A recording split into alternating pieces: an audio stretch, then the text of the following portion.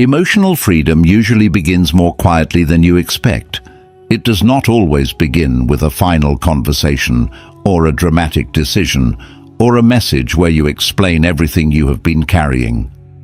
Sometimes it begins in a much smaller moment, when you feel the old urge to prove that you are done, and you realize that even this need to prove something is still a form of attachment.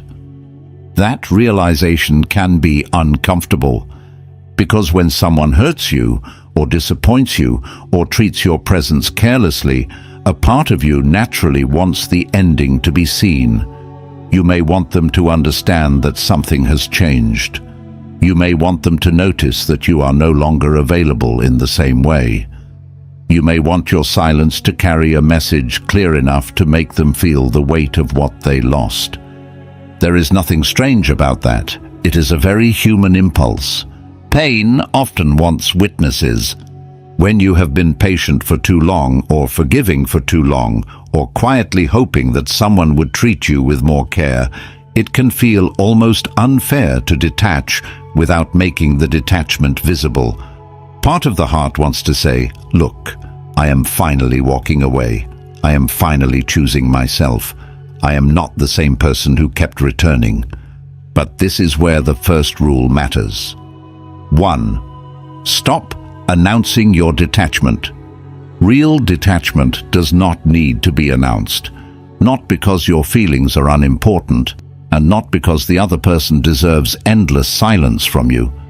There are moments when a clear sentence is necessary. A boundary may need to be spoken. A final explanation may be appropriate when the relationship has enough honesty to hold it. Stoicism is not about disappearing every time something hurts. The problem begins when explanation becomes another way of staying emotionally tied. You may think you are closing the door, while secretly hoping they will hear the sound of it. You may believe you are protecting your dignity, but some part of the message still wants a reaction. Regret, concern, apology, curiosity, anything that proves your absence has reached them. That is not failure. It is just something to notice. A person can leave physically and still remain inwardly attached through the need to be understood. The body steps away, but the mind stays near the old place, watching for signs. Did they notice the distance? Did they understand why you changed? Do they think you are weak, cold, dramatic, unfair? Are they telling the story wrong? These questions can keep you connected to the very thing you are trying to outgrow. And quietly, the other person remains at the center. This is why silent detachment has to be honest. It cannot simply be a new strategy to make someone feel your absence. If your silence is built around their reaction, then they are still guiding your inner life. The method has changed, but the dependence remains. A cleaner silence feels different. It is not trying to punish. It is not trying to appear powerful. It is not waiting by the window of the other person's attention. It comes from the simple recognition that your peace has already spent enough time inside this pattern. You do not become quiet because you have nothing to feel. You become quiet because not every feeling deserves to become another conversation. That is a subtle difference, but it matters.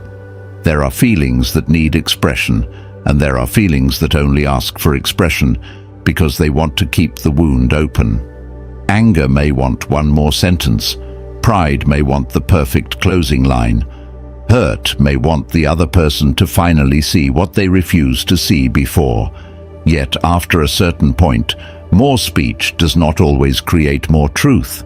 Sometimes it only gives pain another place to move. Marcus Aurelius trained himself to return to the command of his own mind, especially when other people acted poorly. He did not believe peace depended on forcing the world to become fair before the soul could become steady. The work was closer, quieter, and more difficult, to keep another person's disorder from becoming your own. That is exactly what silent detachment asks from you. Someone else may misunderstand your distance. They may call it coldness. They may believe you changed suddenly, even though the change happened after a long period of quiet disappointment. They may never know how many times you tried to stay open, patient, generous and fair before you finally stepped back. Still, your peace cannot depend on them describing your growth correctly. That is a hard truth, especially if you care about being seen accurately. Most thoughtful people do. You do not want to be misunderstood. You do not want someone to think you are cruel when you are simply tired. You do not want your boundary to be mistaken for arrogance, or your silence to be treated as proof that you never cared. But some people will interpret you through the limits of their own awareness. If they benefited from the version of you that explained too much, returned too easily, and softened your needs to keep the peace, then your quiet distance may feel offensive to them. They may not see it as healing. They may see it as rejection. In their mind, your boundary interrupts the arrangement they were comfortable with. That does not make the boundary wrong. It only means you are no longer arranging your behavior around their comfort. This is where the friend-to-friend truth has to be plain. If you keep announcing that you are detached, part of you may still be asking for permission to detach. You may be waiting for them to agree that you have a right to leave, waiting for them to admit that you were hurt, waiting for them to understand the full story before you allow yourself to stop carrying it. But closure that depends entirely on another person's maturity is a fragile kind of closure. Sometimes the cleanest ending is not the one where everything is finally understood. Sometimes it is the one where you stop needing the misunderstanding to be repaired before you return to yourself. This does not mean you leave with bitterness. Bitterness keeps its own chain. A bitter person may stop speaking, but inwardly they are still in the argument every day. They keep proving, defending, remembering, and rehearsing. The silence may look calm from the outside, but inside, the old person still occupies too much room. Silent detachment is not that. It is more like putting something down without throwing it. You recognize the weight, you understand why you carried it, and then you admit that carrying it further will not make you more loving, more loyal, or more free. There is no need to make a speech out of that. Your life can begin showing the decision. You answer less from the wound. You stop offering long explanations where short clarity is enough. You no longer return to the same emotional loop, hoping this time it will become different.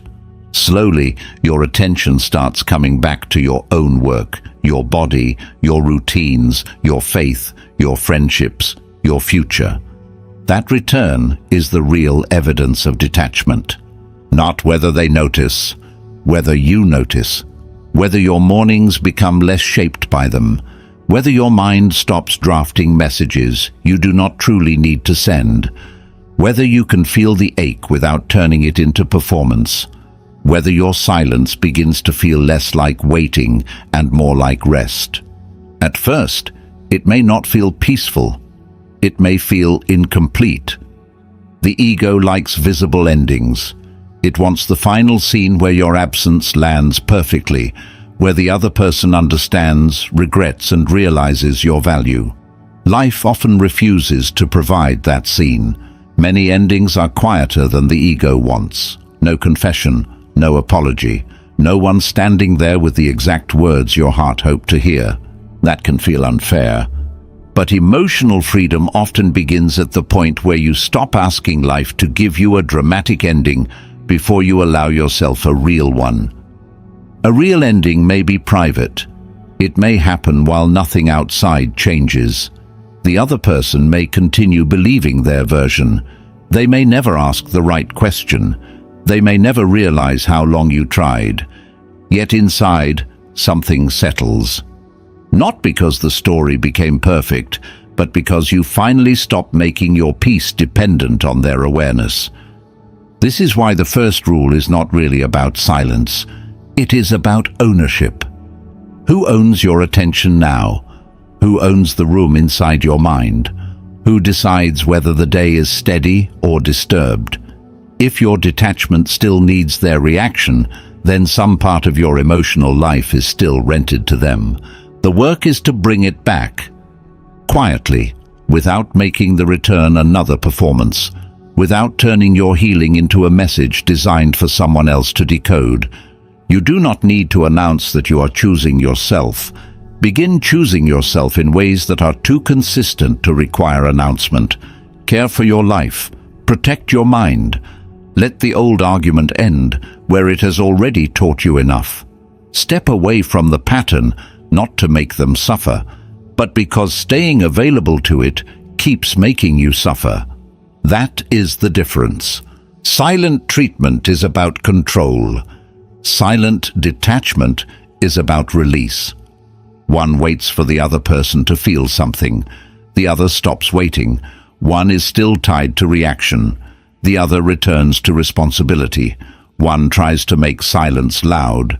The other lets silence become clean. And clean silence has a calm strength to it. It does not need to injure. It does not need to explain itself again and again. It does not ask everyone to understand.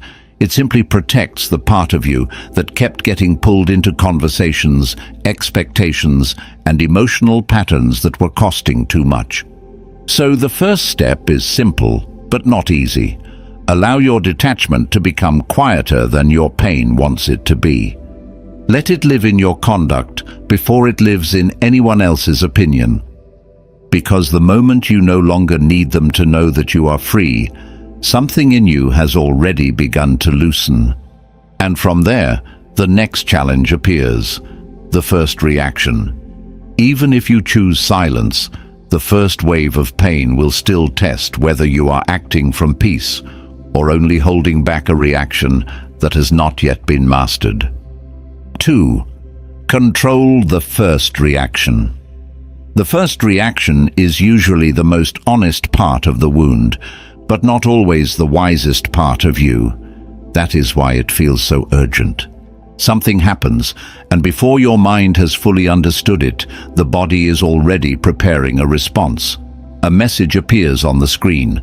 A tone changes. Someone says something careless, or becomes distant, or acts as if what hurt you should not have hurt you at all. In that first moment, your inner world tightens. The chest reacts before the judgment arrives. The hands want to type. The mouth wants to defend. The mind begins gathering every sentence it has been holding back. It can feel almost impossible not to respond immediately, and maybe that is the point. The first reaction is where emotional freedom is tested before it becomes visible anywhere else. It is not tested in the calm moment, when you already feel composed and wise. It is tested in the instant where pain tries to borrow your voice. That instant matters more than it looks. A person can spend months learning about peace, discipline, detachment, and self-respect, then lose the whole practice in one impulsive reply, not because they are weak, but because the first reaction often carries the oldest part of the wound. It is not only responding to what happened now, it may also be responding to every earlier moment where you felt dismissed, abandoned, ignored, mocked, or unseen. That is why the reaction can feel larger than the event. The present touches something old, and suddenly the old thing wants to speak. This is where you have to be careful with speed. Speed often feels like strength when you are hurt. A fast reply can feel like self-respect. A sharp sentence can feel like protection. The mind enjoys the feeling of having an answer ready, especially when the heart feels exposed. But a quick reaction can be a very expensive kind of relief. It gives you a few seconds of power, then leaves you to live with the tone you used, the message you sent, the version of yourself that took over before your better judgment arrived. Sometimes the situation was already painful, and the reaction only adds another layer: regret. That is a heavy combination. Pain from what they did, then disappointment in how you responded. This does not mean you should become afraid of emotion. Emotion is not the enemy. Anger can show you where a boundary has been crossed. Hurt can reveal what mattered. Disappointment can point toward a truth you were avoiding. The problem is not that you feel something. The problem begins when the first feeling is allowed to become the final authority. A feeling can be real without being ready to lead. That distinction is small, but it can save you from many things. Seneca wrote, "The greatest remedy for anger is delay." It is a simple sentence, almost too simple until you need it. Delay does not mean pretending you are calm. It does not mean swallowing the truth or letting someone treat you carelessly. It means giving wisdom enough time to arrive before the wound writes the response. Sometimes all you need is a little distance between the injury and the answer, not a week, not a grand strategy, just enough space to let the body settle and the mind return. A few breaths, a walk away from the phone, a glass of water, one night before sending the message that feels necessary at midnight. That space may look ordinary, but inside it, the direction of the whole situation can change. Because the first reaction usually wants discharge, the wiser response wants direction. Discharge is interested in release. It wants to say the thing, send the thing, prove the thing, make the other person feel the heat of what they caused. Direction is more patient. It asks what response will still feel clean tomorrow. It cares about your character after the moment passes. It understands that not every truthful feeling deserves an immediate expression. This is the kind of control people often misunderstand. Control does not mean you feel nothing. It means you do not let the first wave decide the shape of your conduct. There is a quiet dignity in being able to pause while something inside you is burning. Not because the burning is fake, and not because you are above pain. You pause because you have learned that the part of you that is hurt is not the only part of you that deserves a voice. Your pride wants a voice. Your anger wants one too. So does your fear of being misunderstood. But there is also a steadier part of you, the part that knows what kind of person you are trying to become. That part speaks more softly. It rarely wins if you answer too quickly. So the pause is not emptiness. It is protection for the quieter intelligence inside you. Think of the last time you reacted too fast, not the event itself, but the feeling afterward. There is often a strange drop once the message is sent or the sentence leaves your mouth. The intensity fades, and the mind begins replaying what happened from a cooler place. Maybe the words were not entirely false, but the way they came out no longer feels like you. The reaction may have defended your pain, but it did not represent your values. That difference matters. You can be right in content and still wrong in spirit. You can tell the truth in a way that makes you smaller. This is especially important when you are detaching. The other person may already be losing access to you, and that loss may create tension. There may be old patterns trying to pull you back, explaining, defending, proving, correcting, making sure they understand every layer of your intention.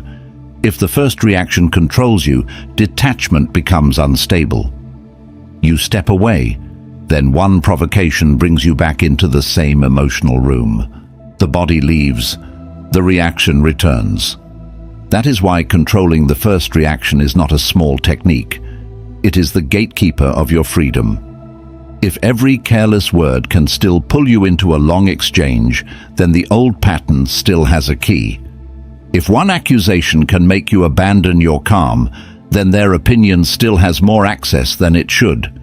If a moment of silence from them can make you act against your own dignity, then the work is not finished. There is no shame in that. It only shows where the training is needed. Stoicism is practical because it does not ask you to wait for perfect conditions.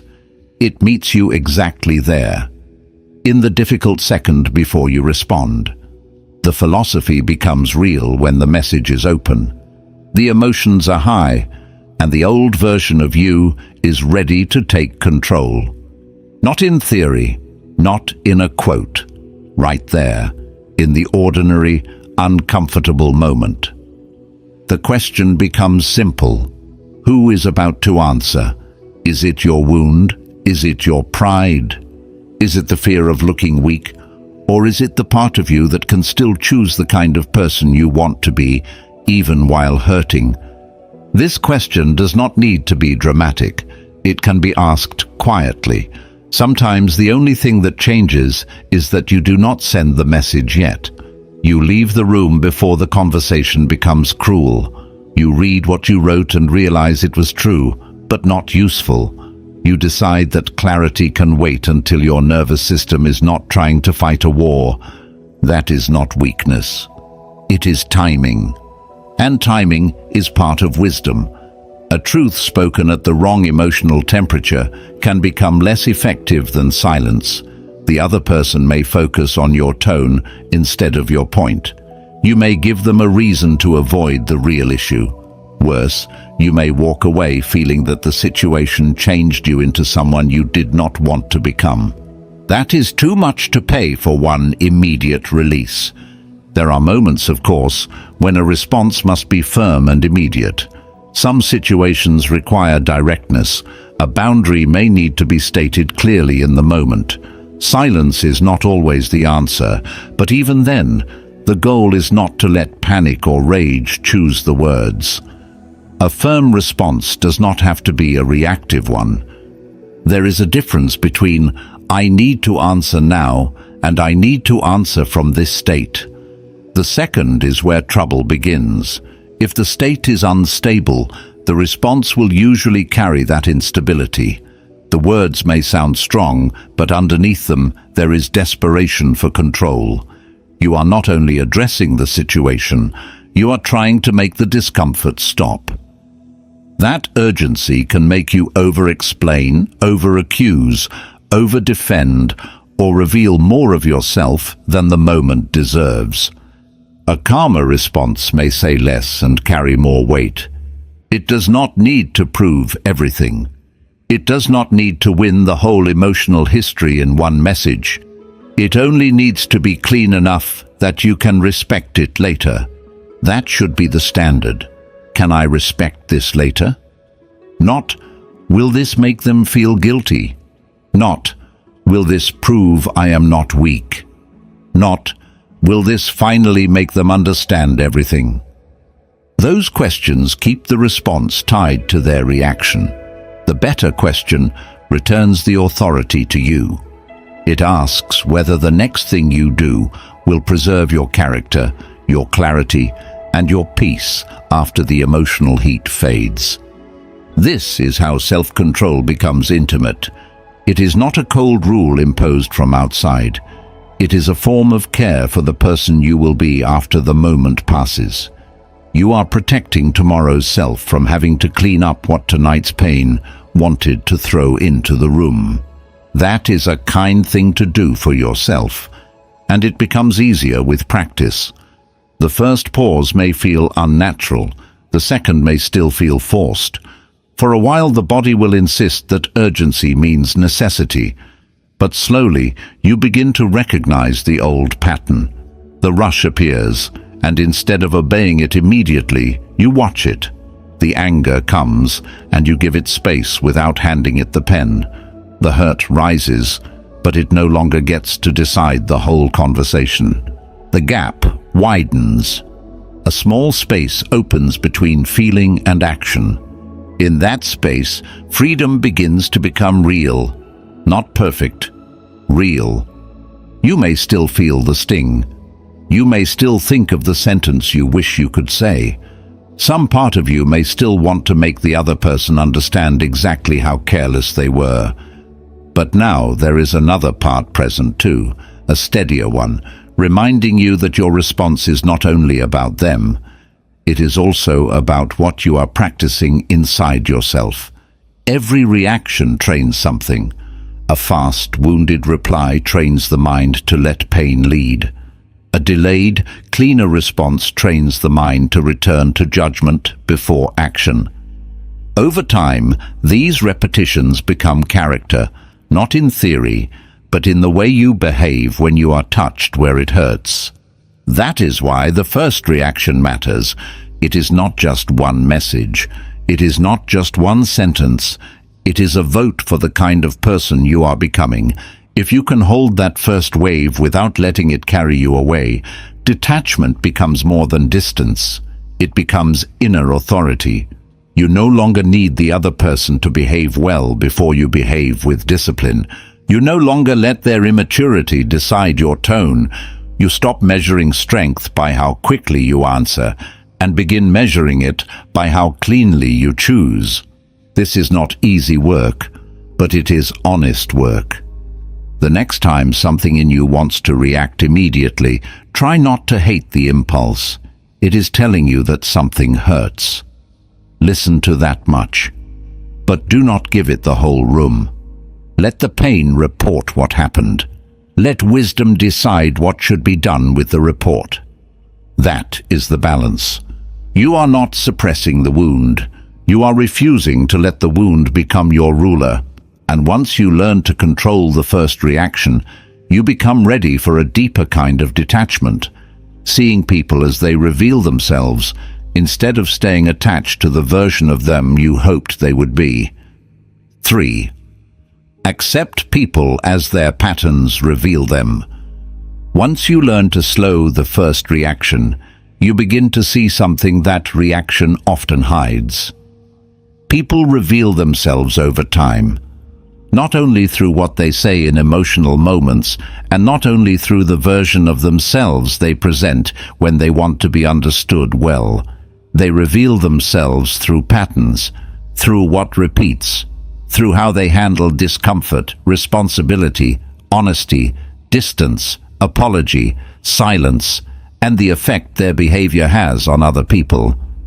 That kind of seeing can be painful, because many times the heart does not want a pattern. It wants an explanation. It wants the difficult behavior to be an exception, a misunderstanding, a bad day, a wound from the past, a fear they will eventually overcome. It wants the warm moments to be the real person and the painful moments to be temporary weather. Sometimes that is true. People are not machines. They can have bad seasons. They can act from fear and later grow. They can be inconsistent for a while and then become more honest with themselves. No wise person judges an entire character from one difficult moment, but repeated behavior asks for a different kind of honesty. If someone is kind once and careless often, the kindness is real, but so is the carelessness. If they apologize beautifully and repeat the same wound, the apology may have emotion, but the pattern has more authority. If they become warm only when you begin to pull away, then the warmth may not be intimacy. It may be their discomfort with losing access. This is hard to accept because patterns do not always appear dramatically. They arrive quietly. A small disappointment here, a conversation avoided there, a promise softened, delayed or forgotten, a boundary treated as an inconvenience, a moment where you express pain, and somehow you become the one comforting them. Nothing may look severe enough by itself, so the mind keeps minimizing each piece. But the body often keeps count. It remembers the tension before you speak. It remembers how careful you became with your needs. It remembers the strange exhaustion after explaining something that should not have required so much explanation. Long before the mind is ready to call it a pattern, the body may already be living as if one exists. That information matters. A Stoic life is not built on fantasy. It is built on seeing what is actually in front of you, even when the truth is inconvenient.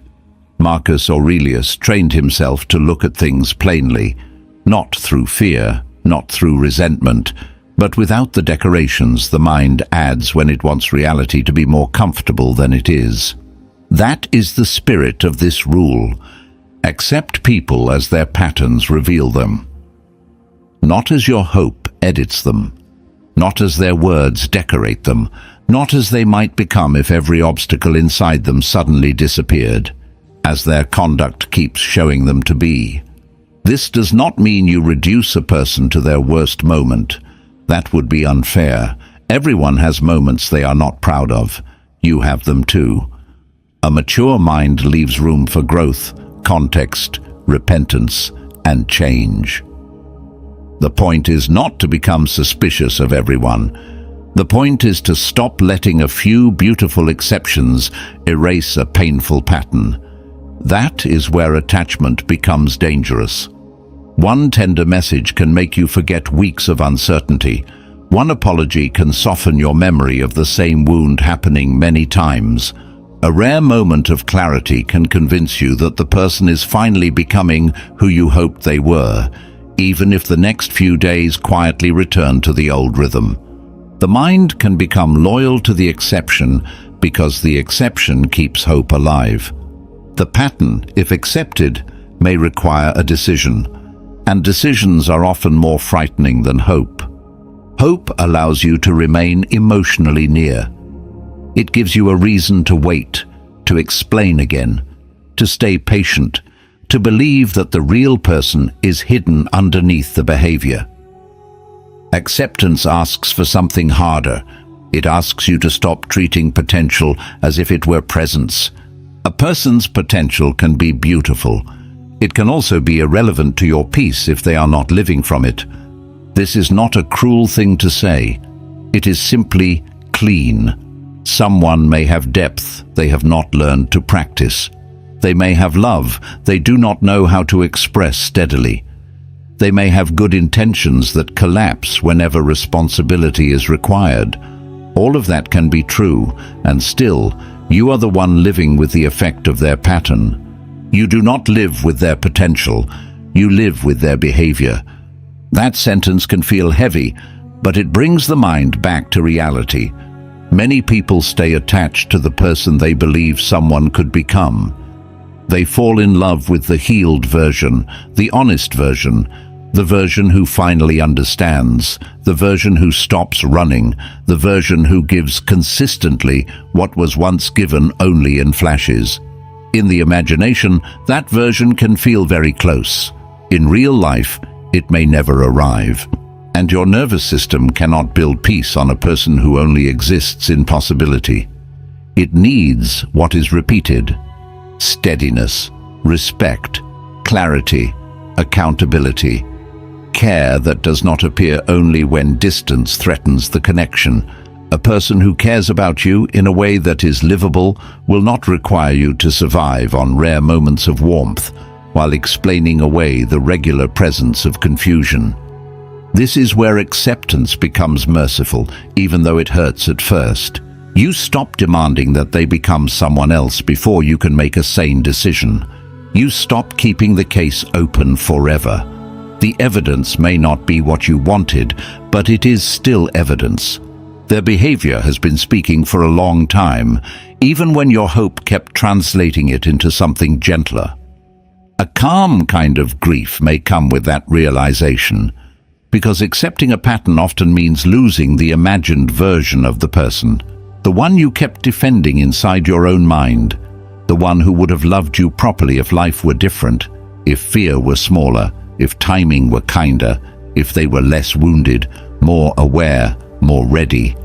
Maybe that version exists somewhere in them, but you cannot have a relationship with somewhere. You can only respond to what is actually being lived. This is one reason detachment becomes easier after clarity. Before clarity, distance feels like betrayal. You feel guilty for stepping back because the mind keeps showing you the best parts.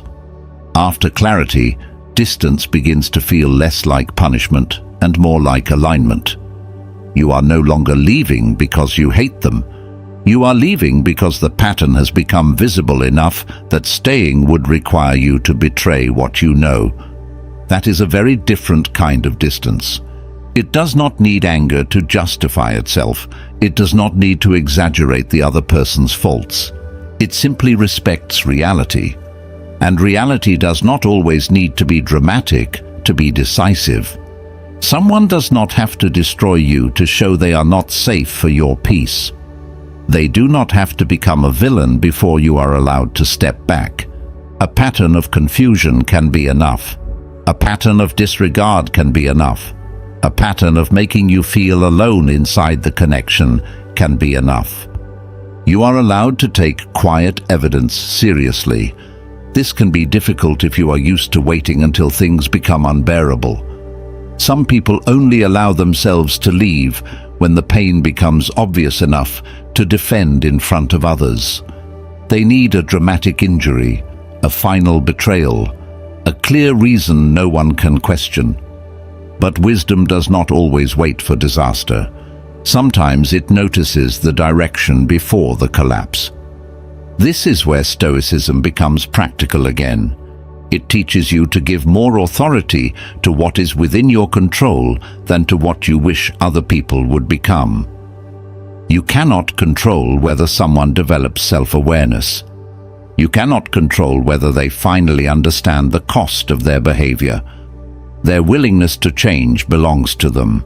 Your responsibility is closer: to see clearly, to stop negotiating with repeated evidence, to decide how much access a pattern should have to your peace. That does not require hatred. In fact, hatred can make the seeing less accurate. When anger takes over, you may start turning the person into a monster just to make the distance easier. That is still not freedom. The cleaner path is more balanced. They may be human, wounded, complicated, and still not right for your inner life. You can have compassion without giving unlimited access. That distinction is important. Compassion recognizes that people act from wounds, fears, histories, and limitations. Access is different. Access is the place they are allowed to occupy in your life, your attention, your emotional availability, your private peace. Someone can deserve compassion as a human being and still not deserve the same closeness to you. This is not cold. It is responsible. A person's wounds may explain their pattern, but they do not cancel the effect of it. You can understand why someone behaves a certain way and still decide that the behavior is too costly to keep absorbing. Understanding is not the same as permission. There is a quiet maturity in that. You stop asking, "How can I make them see?" and begin asking, "What have they already shown?" The shift is subtle, but it changes the whole emotional position. One question keeps you working on them. The other brings you back to reality. And once reality is seen, the heart may still need time to follow. That is normal. The mind can accept a pattern before the emotions are ready to release the attachment. You may still miss the warm parts. You may still remember the beginning. Something in you may continue hoping that this time will be different. Do not attack that part. It is not stupid. It is simply grieving the person it wanted them to be. Give it patience, but do not let it drive. You can feel love and still respect evidence. You can miss someone and still admit what repeated. You can wish them healing and still remove yourself from the place where their unhealed parts keep injuring you. This is one of the deeper forms of emotional freedom. The ability to see someone without needing to hate them, and to detach without needing to deny that they mattered. Because sometimes the hardest part is not seeing the pattern. It is accepting that seeing it creates a responsibility. Once you know, you cannot unknow. Once the repeated behavior becomes clear, staying the same way begins to cost more. The old explanations start losing their power. The excuses no longer soothe as much. You may still feel attached, but a wiser part of you now understands that attachment alone is not enough reason to remain available. That wiser part deserves your loyalty, not the fantasy, not the exception, not the version of them that only appears when you are afraid to leave. The part of you that has seen the pattern calmly and knows that peace requires honesty. This does not have to make you harsh. It can make you quieter.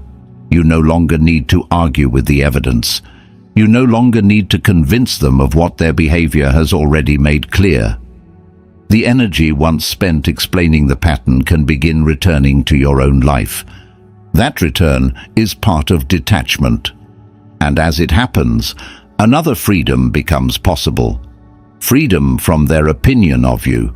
Because once you accept people as their patterns reveal them, you also begin to understand that not everyone's judgment deserves a home inside your mind. 4.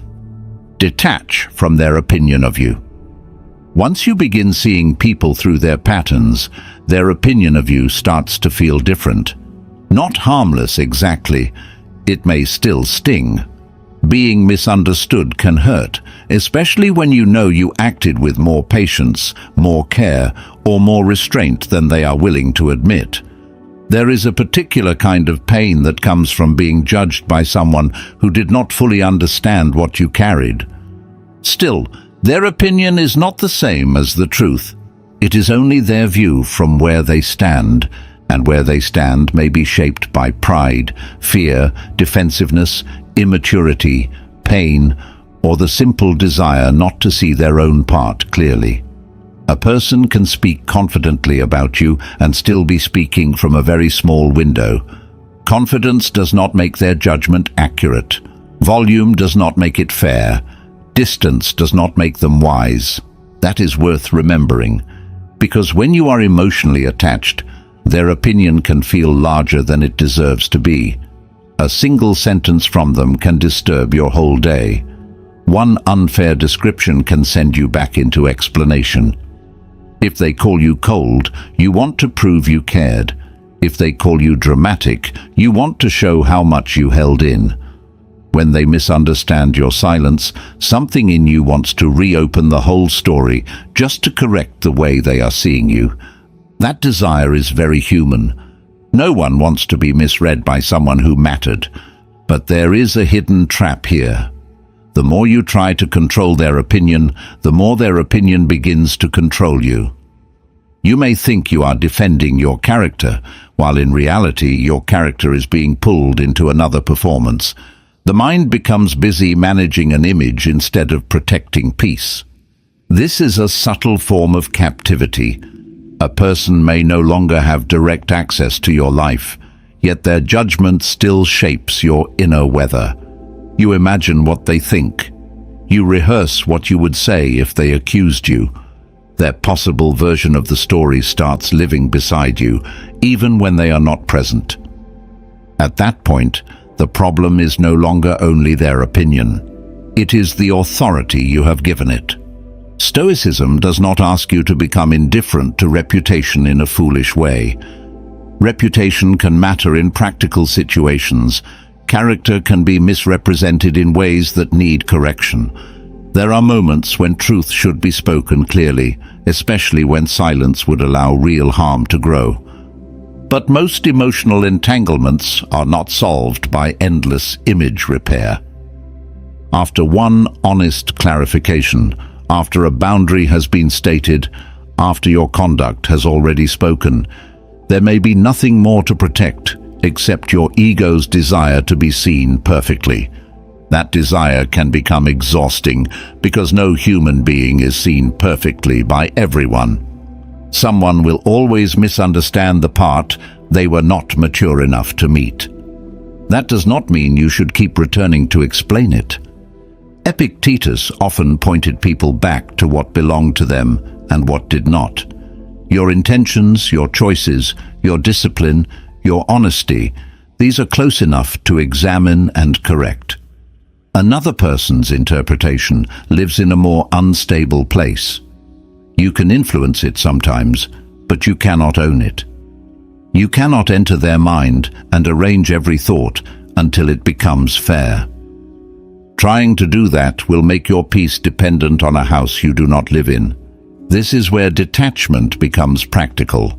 Instead of asking, "How do I make them see me correctly?" a better question begins to form. Have I acted in a way I can stand beside? That question brings the power back. If the answer is no, then repair what is yours. Apologize if you need to. Clarify what deserves clarification. Take responsibility without hiding behind pride. Emotional freedom is not the freedom to avoid accountability. But if the answer is yes, if you know you acted with sincerity, patience, and enough honesty for the situation, then continuing to chase their approval may only weaken the very dignity you are trying to defend. There is a quiet moment when you have to let someone be wrong about you, not because it feels good, because correcting them would cost more than their misunderstanding is worth. This is hard for the part of you that wants justice in the story. The mind wants a clean ending where everyone sees the truth. It wants the person who judged you unfairly to recognize the full picture. Maybe they finally admit that you tried. Maybe they understand why you stepped away. Maybe they realize your silence was not cruelty, but exhaustion. Sometimes that recognition comes. Often it does not. A life built on emotional freedom cannot wait for it. If you require every person to understand you before you can be at peace, then your peace will remain in public hands. It will depend on people whose self-awareness may be limited, whose memories may be selective, and whose pride may need you to be the problem so they do not have to face themselves. That is too fragile, and honestly, it is too unfair to you. You have lived inside your own story. You know the nights you spent thinking, the patience you extended, the words you softened, the chances you gave, the signs you ignored because you wanted things to work.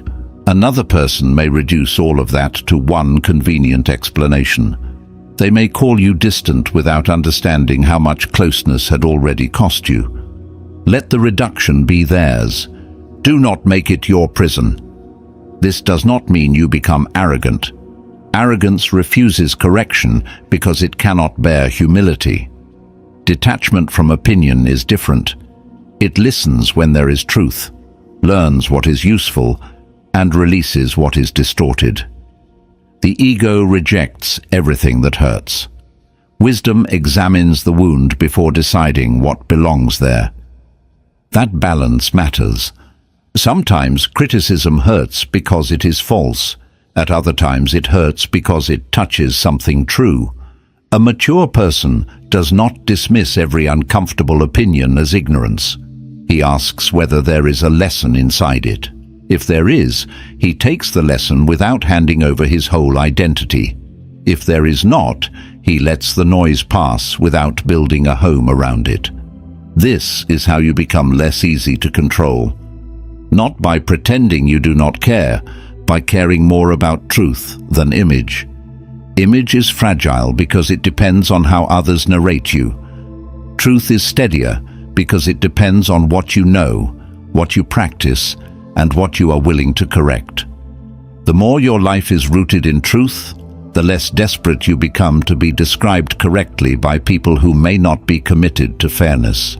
There is a deep relief in that. You stop preparing imaginary defenses. Conversations that once happened in your head begin to lose energy. Their opinion may still appear in your thoughts, but it no longer gets to hold court all night. A person may misunderstand your silence, your boundary, or your distance. And for the first time, you do not feel forced to abandon your peace just to edit their conclusion. That is a serious kind of freedom. It may not feel dramatic, but it changes how you move through the world. You become less reactive to accusations, less hungry for approval, less frightened by being disliked. You no longer treat every false judgment as an emergency that must be solved before you can breathe. A false judgment can be unpleasant without becoming your master. That sentence is worth living with for a while. There will be people who only understand your boundaries as rejection. Some will interpret your calm as indifference because they only recognize love when it suffers loudly. Others may call you selfish when you stop overextending yourself in the ways they preferred. If your inner life still depends on their approval, you will be tempted to shrink back into old patterns just to be seen as good again. That is how opinion becomes a leash. It does not pull your body first, it pulls your identity. You begin acting not from your values, but from the fear of being described badly. You forgive before you are ready because you do not want to seem bitter. You explain more than necessary because you fear looking cruel. Perhaps you stay available because someone might call your distance cold. Little by little, your choices become shaped by the image you are trying to protect. This is not peace. It is reputation management inside the soul. The Stoic path offers something cleaner. Live in such a way that your own conscience becomes a more reliable witness than another person's mood. If correction is needed, make it. If your conduct was poor, improve it. But if your behavior was guided by dignity, honesty, and self-respect, then their opinion does not get to overturn the evidence of your own character. You do not have to keep appealing your case to someone who benefits from misunderstanding it. There is a point where silence becomes healthier than defense. Again, not the bitter silence that secretly wants to win. A healthier silence has accepted that another person may carry a version of you that you do not recognize. It may feel unfair, but it is not fatal. You can live well without being accurately described by everyone who has known you. In fact, you have to. No one reaches emotional freedom while trying to remain approved of by every person they disappoint, outgrow, or leave behind. This is especially true when detachment changes a relationship. The old version of you may have been easier for them to like, more available, more explainable, more willing to absorb discomfort so the connection could remain undisturbed. Once you become quieter, firmer, and less reactive, their opinion may change. That change does not automatically mean you have become worse. It may mean you have become less useful to a pattern that depended on your overgiving. Allow that possibility. Not with pride, just with clarity. If someone liked you most when you ignored your own limits, their disappointment may not be a sign that you are doing something wrong. It may be evidence that your limits have finally become real. A person who was comfortable with your self-abandonment may struggle to respect your self-command. That is painful, but it is not surprising. So when their opinion begins to disturb you, return to the quieter question: what is actually mine here? Your tone is yours. Your honesty is yours. Your boundaries are yours. Your willingness to learn is yours. The stories they tell themselves to avoid discomfort are not fully yours. The meaning they attach to your distance is not fully yours. Their need to make you the villain so they can remain innocent is not fully yours. Let what belongs to them remain with them. That may be one of the hardest parts of detachment. Not walking away physically, but allowing another person to keep a thought about you that you do not rush to correct. It requires trust in something deeper than reputation. It requires a relationship with yourself strong enough to survive being misnamed. When that relationship grows, you become calmer. You still prefer to be understood, but you no longer need universal understanding in order to stand. You still care about your character, but you do not confuse character with everyone's opinion of it. You still listen when criticism contains truth, but you stop treating every judgment as a verdict. That is emotional freedom in practice. Not the absence of feeling, the absence of slavery to interpretation. And as this freedom grows, distance becomes easier to choose at the right time. Because once you stop living under their opinion, you can finally ask a more important question. Should I step back now before this pain turns into resentment? 5. Choose distance. Before pain turns into resentment, there is a kind of distance that arrives too late. By the time it comes, the heart is already tired. The voice has become sharper. The patience that once felt generous now feels forced. Even small things begin to irritate you, not because they are so serious on their own, but because they touch a long history of moments you swallowed, explained, excused, or carried quietly. This is how resentment begins. Not usually in one dramatic moment. More often, it collects slowly. A disappointment that was never addressed. A boundary you did not want to set because you hoped things would improve naturally. An apology accepted before the wound had time to speak. A pattern you kept calling temporary because admitting it was a pattern would have required a decision. At first, you may think you are being patient, and maybe you are. Patience has its place. Every meaningful relationship requires some of it. People make mistakes. They misunderstand, react poorly, need time, and sometimes grow only after seeing the effect of their behavior. A person who leaves at the first sign of discomfort will never build anything deep. But patience becomes dangerous when it turns into quiet self-neglect. There is a difference between giving someone room to grow and giving a pattern permission to continue. The first has dignity in it. The second slowly teaches your heart that its pain does not matter unless it becomes unbearable. That is why distance sometimes has to come earlier than the anger. Not as a punishment, not as a dramatic exit, not as a way of making the other person afraid. Distance can simply be the moment you recognize that staying too close is beginning to change the quality of your heart.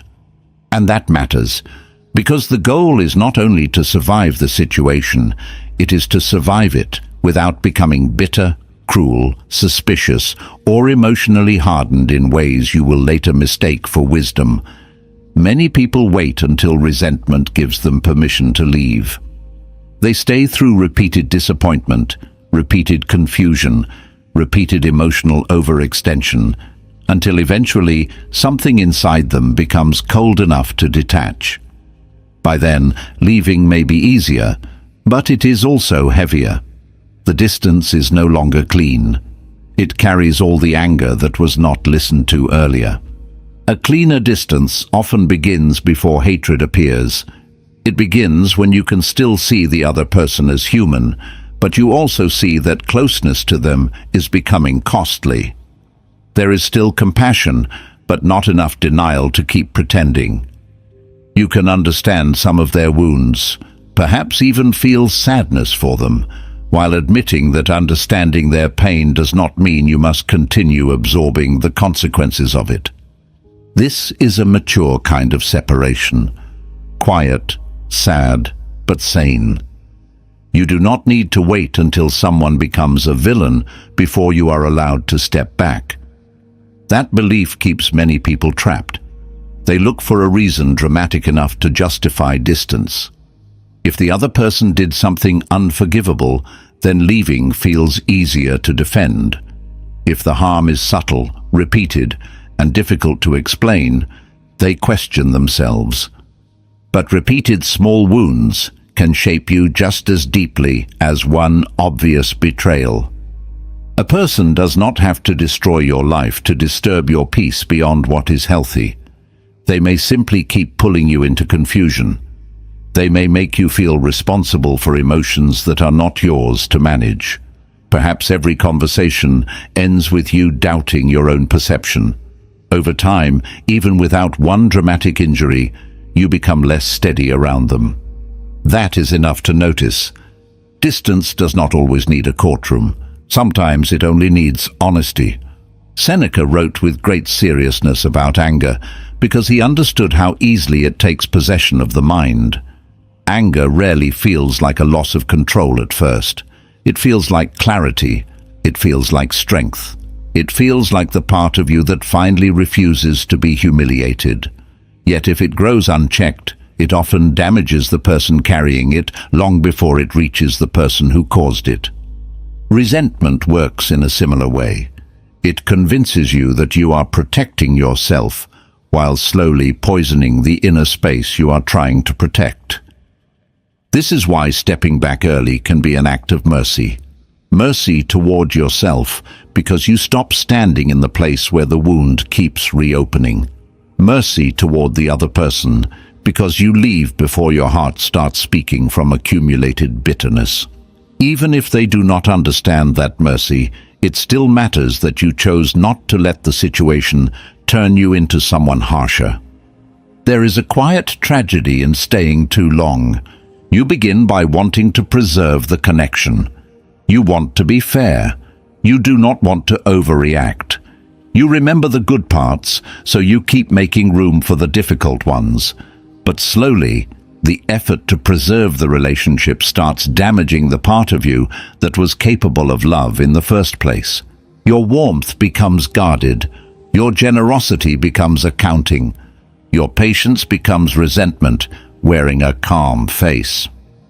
Once that happens, even kind gestures can begin to feel heavy. You may respond politely, but something inside is keeping score. You may forgive outwardly while inwardly collecting evidence. The relationship continues, but the heart is no longer open in the same way. It has begun protecting itself through distance that should have been chosen more consciously earlier. This is why emotional freedom requires timing. Too much delay can make a clean boundary impossible. The longer you ignore what hurts you, the more likely the final boundary will come out with unnecessary force. Not because you are a bad person, but because the truth has been held down for too long. When it finally rises, it may come with all the pressure of what was postponed. A calmer path is available, but it requires listening sooner. The first signs are usually quiet. You notice that your body tenses before a conversation. You feel relief when they are absent, then guilt for feeling relief. There is a pattern of rehearsing what to say because you expect to be misunderstood. A relationship that once felt like a place of connection begins to feel like a place where you must manage yourself carefully to avoid another emotional cost. These signs deserve respect. They are not always instructions to disappear. Sometimes they are invitations to speak honestly. A boundary may still be enough. A direct conversation may reveal whether the other person can meet you with maturity. Distance should not become a shortcut for avoiding every difficult truth. But when honesty has been offered, when boundaries have been treated as obstacles, when the same cycle keeps returning, distance becomes less like avoidance and more like alignment. You are aligning your access with reality. The person may still matter. There may still be memories, affection, history, or gratitude. But closeness is not owed simply because something once mattered. Access has to be connected to what the present pattern can hold. If closeness keeps producing anxiety, bitterness, or self-abandonment, then reducing closeness may be the most honest thing left. This can feel sad without being wrong. That is important. A wise decision does not always feel victorious. Sometimes it feels like grief. You step back while still caring. You choose space while wishing the situation had made space unnecessary. You may even hope the other person grows, heals, or one day understands, but you stop making your peace depend on waiting near the wound. That is not coldness. Coldness tries not to feel. Healthy distance feels, but refuses to keep placing itself where feeling becomes injury. There is a difference between abandoning someone and refusing to abandon yourself. The mind may blur that difference when guilt appears. It may wonder whether you are being selfish, harsh, impatient, or unfair. But fairness does not require unlimited availability. Kindness does not mean staying close enough to be repeatedly hurt. Compassion does not cancel the need for proportion. Someone can deserve goodwill from a distance. Someone can be forgiven without being given the same access. A connection can be honored without being continued in the same form. These are mature distinctions, and they are often uncomfortable because they do not give the ego a dramatic enemy. It is easier to leave when anger is loud. It is harder to leave when you still understand them. But understanding is not a contract to remain available. A person's wounds may explain why they behave a certain way. They do not obligate you to keep living under the effect of that behavior. This is where the Stoic idea of self-command becomes practical. You are not only responsible for what you say in a moment of anger, you are also responsible for the conditions you keep placing yourself in. If a repeated environment keeps producing bitterness in you, wisdom asks whether remaining there is still virtuous, or whether distance would protect the character you are trying to preserve. That question is not easy. It requires honesty without drama. Maybe you notice that you are becoming someone you do not respect around them. More reactive, more suspicious, more eager to prove a point, less generous, less peaceful, less like the person you are when your heart is not constantly defending itself. That is information. Do not ignore it just because the other person is not obviously terrible. Sometimes the sign that distance is needed is not that they are evil. It is that you are becoming unwell in the pattern between you. A mature person pays attention to that. Not with panic, not with blame, with care. You can say to yourself quietly, "This closeness is costing me something I cannot keep losing."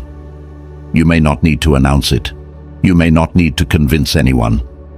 The first step may simply be a little more space, a slower response, a clearer boundary, less emotional exposure, fewer attempts to rescue the conversation from itself. Small distances can prevent large resentments, and that is often the wiser path. The world often glorifies endurance. Stay longer, try harder, forgive again, be the bigger person. Those things can be noble when the relationship is capable of repair, but endurance without discernment becomes self-erasure. Forgiveness without boundaries becomes permission. Staying too long in a harmful pattern can make you less loving, not more. A heart has to be protected if it is going to remain soft. That may be one of the most overlooked truths about detachment. The purpose is not to become untouchable. It is to protect the part of you that can still care without turning bitter. Distance chosen early enough can preserve tenderness. It keeps the wound from becoming identity. It gives anger less time to harden into a worldview. You are not stepping back because you hate them. You are stepping back because you do not want to hate what the pattern keeps doing to you. There is real wisdom in that sentence. It allows the distance to stay clean. You do not need to build a case against the person every day. You do not need to turn them into a monster to justify protecting your peace. The pattern has already given enough information. Your inner state has already given enough information. The cost has become visible. From there, the next step can be quiet. Not every separation needs a dramatic explanation. Sometimes the distance is gradual, respectful, and firm. You become less available to the old rhythm. You stop volunteering your energy where it keeps being mishandled. If a conversation is needed, you keep it clear. If it is not, you allow your conduct to change without turning the change into a spectacle.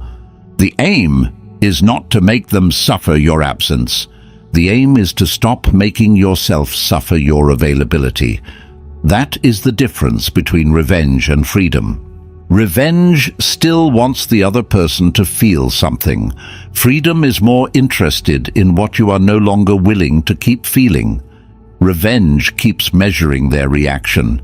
Freedom measures the return of your own peace, and peace often returns in very ordinary ways. You stop bracing before every message. You no longer need to explain the same hurt again. The day feels less crowded by someone else's emotional weather. Your body begins to loosen because it is not constantly preparing for another disappointment.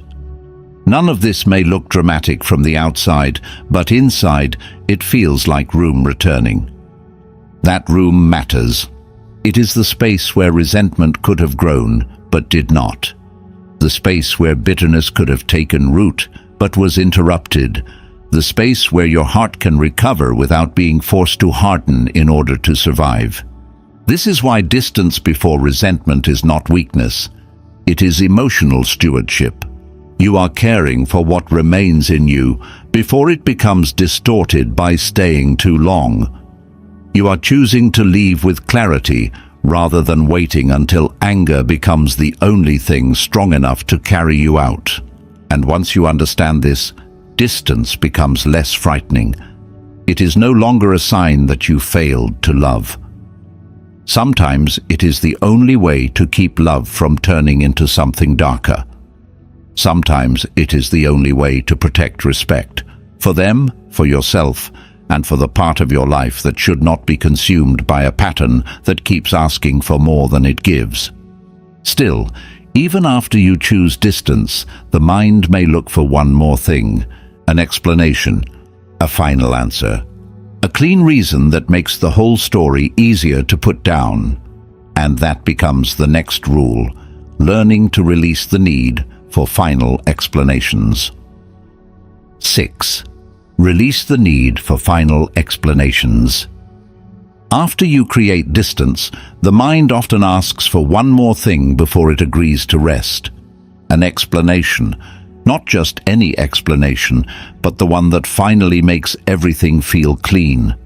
The answer that tells you why they changed, why they acted that way, why they did not understand you, why the pattern repeated, why the ending felt so unfinished. Part of you may believe that if you could just hear the truth in the right words, the pain would loosen. Sometimes that is true. A sincere conversation can help. A clear apology can soften a wound. There are moments when two honest people sit down, name what happened, take responsibility, and leave with more peace than they had before. That kind of explanation is not the problem. The problem begins when your peace becomes dependent on an explanation that may never come. You may keep waiting for a person to become clear who has only ever given you confusion. You may keep hoping for emotional maturity from someone who avoids responsibility whenever the conversation becomes difficult. The mind continues to imagine the perfect moment.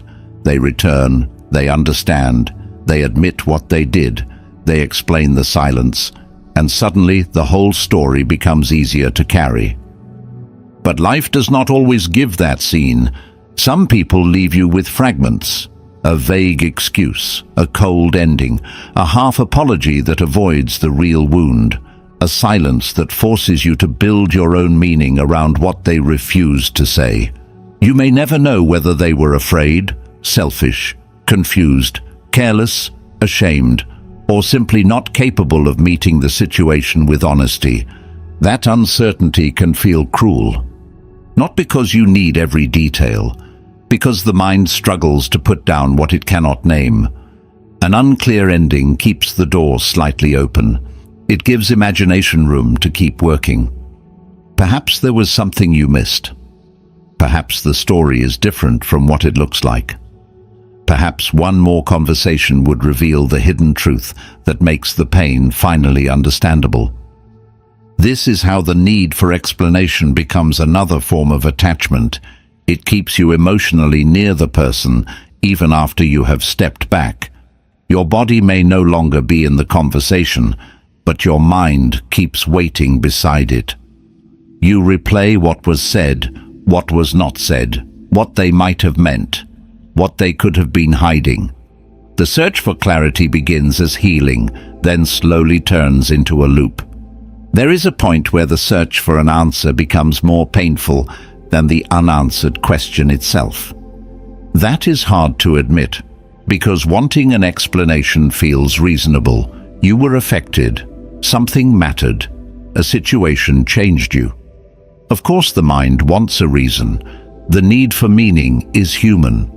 No one wants to feel as though their pain came from nothing, or that another person could create confusion and simply walk away from the consequences. Still, the truth has to be faced gently. Some explanations will not be given by the person who owes them, and some explanations, even if given, will not heal what you hope they will heal. A person may explain themselves and still not satisfy the wound. They may offer a reason that feels too small for the pain it caused. They may apologize without fully understanding. Their version may protect their pride more than it honors your experience. You may finally hear the words and discover that they do not carry the peace you imagined. This is why closure cannot depend completely on another person's mouth. It has to become something you participate in. Epictetus constantly returned to the boundary between what belongs to you and what does not. Another person's willingness to explain belongs partly to them. Their honesty belongs to them. Their courage, memory, maturity, and ability to face discomfort are not things you can command. You can ask. You can offer a clear conversation. You can speak your part with dignity. After that, the response is no longer fully yours. What remains yours is the decision not to keep your life suspended until they become capable. That decision may feel unfair at first. It may feel as if you are being forced to clean up a mess you did not create alone. In some ways, that may be true. Emotional maturity often requires you to carry your own healing even when someone else helped create the wound. It is not fair, but it is freeing, because it returns power to the only place where power is still available, inside your own response. You may never receive the final explanation, but you can still understand enough to move wisely. The pattern itself is an explanation. Repeated avoidance explains something. A lack of accountability explains something. The way a person responds when you express pain explains something. Silence, when it keeps appearing where honesty is needed, is not empty. It may not give you every detail, but it gives you information about capacity. That information may be enough. Not emotionally satisfying, perhaps, but enough. Sometimes the mind rejects enough because it wants complete. It wants the whole story laid out in a way that leaves no loose threads. It wants the person who hurt you to become the person who helps you heal. That would be beautiful. It is not always available. A calmer form of wisdom begins when you stop confusing incomplete with unusable. You may not know every hidden reason, but you may know the effect. You may not know the full inner world of the other person, but you know how the pattern made you feel. Perhaps you cannot prove every intention, but you can observe the behavior clearly enough. A court of perfect certainty is not required for you to protect your peace. This is especially important if you tend to doubt yourself. You may keep asking for explanations because you do not trust your own perception yet. You want the other person to confirm that the pain was real, that the pattern happened, that your reaction was not unreasonable. But if they are invested in avoiding responsibility, they may never give you that confirmation. Waiting for it can quietly teach you to distrust yourself even more. At some point, your own clear seeing has to count. You were there. You felt the confusion. You noticed the repeated distance.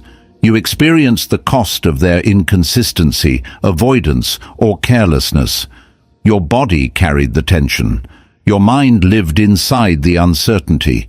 An explanation from them might add detail, but it is not the only evidence that matters. Your experience is evidence too. That does not mean every feeling is automatically accurate. Feelings need examination, but once you have examined the pattern honestly, once you have separated reaction from reality as carefully as you can, you do not need to keep begging the source of your pain to validate the pain. There is a quiet humiliation in that, and you do not need to keep returning to it. The desire for a final explanation can also hide another desire, the desire for the ending to hurt less. If they explain it beautifully enough, maybe it will not feel like rejection. If they reveal that they were afraid, maybe the silence will feel less personal. If they admit they cared, perhaps the whole thing will seem less wasted. This is understandable, but an explanation cannot always rescue you from grief. Even the kindest truth may still leave you with loss. Even if they cared, They did not meet you in the way you needed. Even if they were afraid, you were still affected by their fear. A reason may soften the edges, but it does not always change the reality you must now live with. That reality is where healing has to begin. Not in the version where they finally say everything correctly. Here, with what you know. Here, with what happened. Here, with the pattern that has already shown enough to guide your next step. This is not about forcing yourself to stop caring. It is about no longer making someone else's clarity the condition for your own. You can still wish the ending had been more honest. You can still feel sadness about the questions left open. That sadness is part of being human. It does not mean you must keep waiting in the doorway. A doorway is not a home. You may stand there for a while, hoping someone comes back with the missing words. But eventually, if no one comes, life behind you continues asking for your attention. Your work, your body, your peace, your future, your relationship with yourself. All of it waits while your mind remains turned toward the person who has not given what you hoped. The longer you wait for final explanations, the more your life becomes organized around someone else's absence. That is too much authority to give silence. There is a gentler path. You begin creating closure from what is already available. Not a perfect closure, and not a dramatic one. Just enough truth to stop reopening the wound every day. Maybe the truth is that they could not communicate honestly. Maybe it is that you gave more than the connection could return. The lesson might be that you waited too long for clarity from someone who lived comfortably in ambiguity. These truths may not answer every question, but they can still return you to yourself. And returning to yourself is more important than solving every mystery. Some mysteries only become more expensive the longer you investigate them. You spend hours searching for motives when the behavior already gave direction. You look for a hidden story behind the distance, while the distance itself has been shaping your life. The mind keeps digging, hoping to find peace buried underneath one more interpretation. Peace is often found by putting the shovel down. Not because the ground contains nothing, because digging there has stopped helping you live. This does not mean you should reject every conversation if one becomes available. If someone returns with honesty and you feel stable enough to listen, you can choose whether that conversation is useful. Emotional freedom does not require stubbornness. It requires discernment. The important thing is that your healing does not depend on that conversation arriving. If it comes, you meet it from a steadier place. If it never comes, your life still moves. That is the difference between openness and captivity. Openness can receive truth if it appears. Captivity postpones peace until another person delivers it. You are not meant to live postponed. So the need for a final explanation has to soften, not disappear instantly. Just loosen enough that your next breath is no longer waiting for someone else's words. There may still be nights when the questions return. You may wonder what they truly felt, whether they regret anything, whether they ever understood the damage. Let the questions come without turning them into a project. Some questions are visitors. They do not need to become residents. A question can pass through the mind without being given the rest of the evening. That, too, is practice. When the old search begins again, you might gently bring yourself back to what is already known. Not every detail, but enough. Enough to understand that the pattern cost you peace. Enough to know that waiting for maturity from someone who avoids it will keep you tied to the same wound. Enough to choose distance without needing a perfect final sentence from them. This is not defeat. It is a sober kind of freedom. You stop asking the person who confused you to become the only source of clarity. You stop demanding that the ending become elegant before you let it be over. You stop treating unanswered questions as proof that your life must remain unfinished. Some endings stay messy. Your peace does not have to. And once you release the need for final explanations, another part of the work becomes visible. Even without their answers, your own mind may continue replaying the pain. The next freedom is learning not to reopen the wound from the inside. 7. Stop reopening the wound in your mind.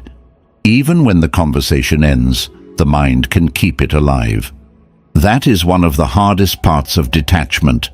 You may stop texting, you may stop explaining, you may create distance, accept that no final explanation is coming, and still find yourself returning to the same inner place again and again. The person is not in the room, but the wound is. The situation is no longer happening outside you, yet something inside keeps replaying it, as if one more review will finally make it painless. This is not weakness. It is what the mind often does when something feels unfinished. It goes back to the moment you were hurt. It studies the words. It replays the silence. It imagines what you should have said, what they should have understood, what might have happened if you had been colder, warmer, clearer, less available, more guarded, more honest from the beginning. At first, replaying can feel useful. You may believe you are trying to learn, and sometimes you are. Reflection has value. It helps you notice patterns, understand your own choices, and see where you ignored signs that deserved more respect.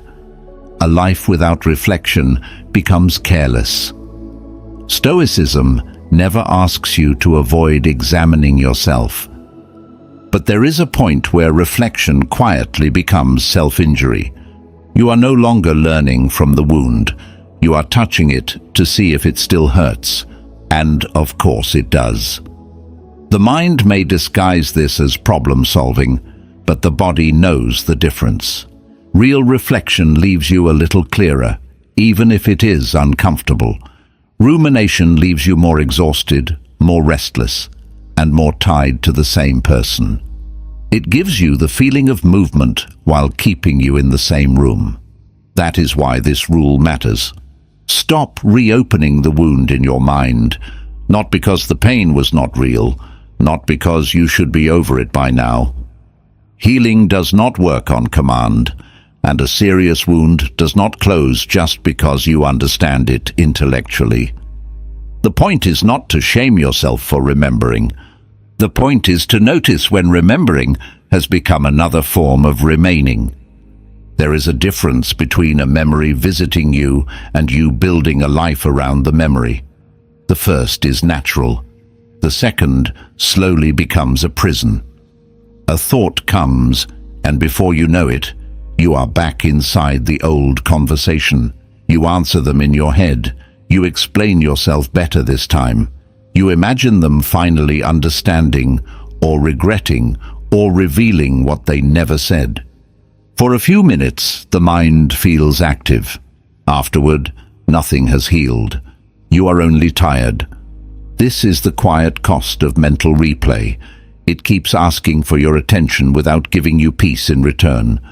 It takes energy from the present and spends it on a scene that cannot be edited. It makes the wound feel current, even when life is trying to carry you forward. A painful event may have happened once. The mind can make it happen hundreds of times. That does not mean the original pain was your fault. It means your relationship with the pain has become part of the healing. Someone may have injured you, confused you, abandoned you, or treated you without care. That part belongs to the past. What happens inside you every day afterward becomes the place where your freedom is either rebuilt or delayed. This is where Stoicism becomes very personal. The Stoics paid close attention to impressions, the first images, thoughts, and interpretations that rise in the mind. They understood that not every impression deserves full belief. A thought may appear with force, but force is not the same as truth. A memory may return with pain, but pain is not proof that you must follow it all the way down. You can notice the thought without obeying its direction. That sounds simple until you try it. The mind pulls you back with strong arguments. It tells you there is still something to solve. It suggests that if you think about it one more time, you will finally understand. It brings up a detail you missed, then another, then another.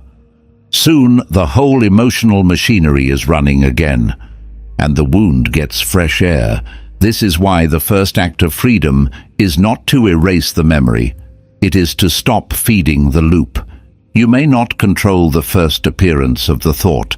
Sometimes a place, a song, a time of day, or a small detail brings everything back without permission. That is human. But once the thought appears, there is a second moment, quieter and more important, where you decide whether to enter the whole story again. That second moment is where training begins.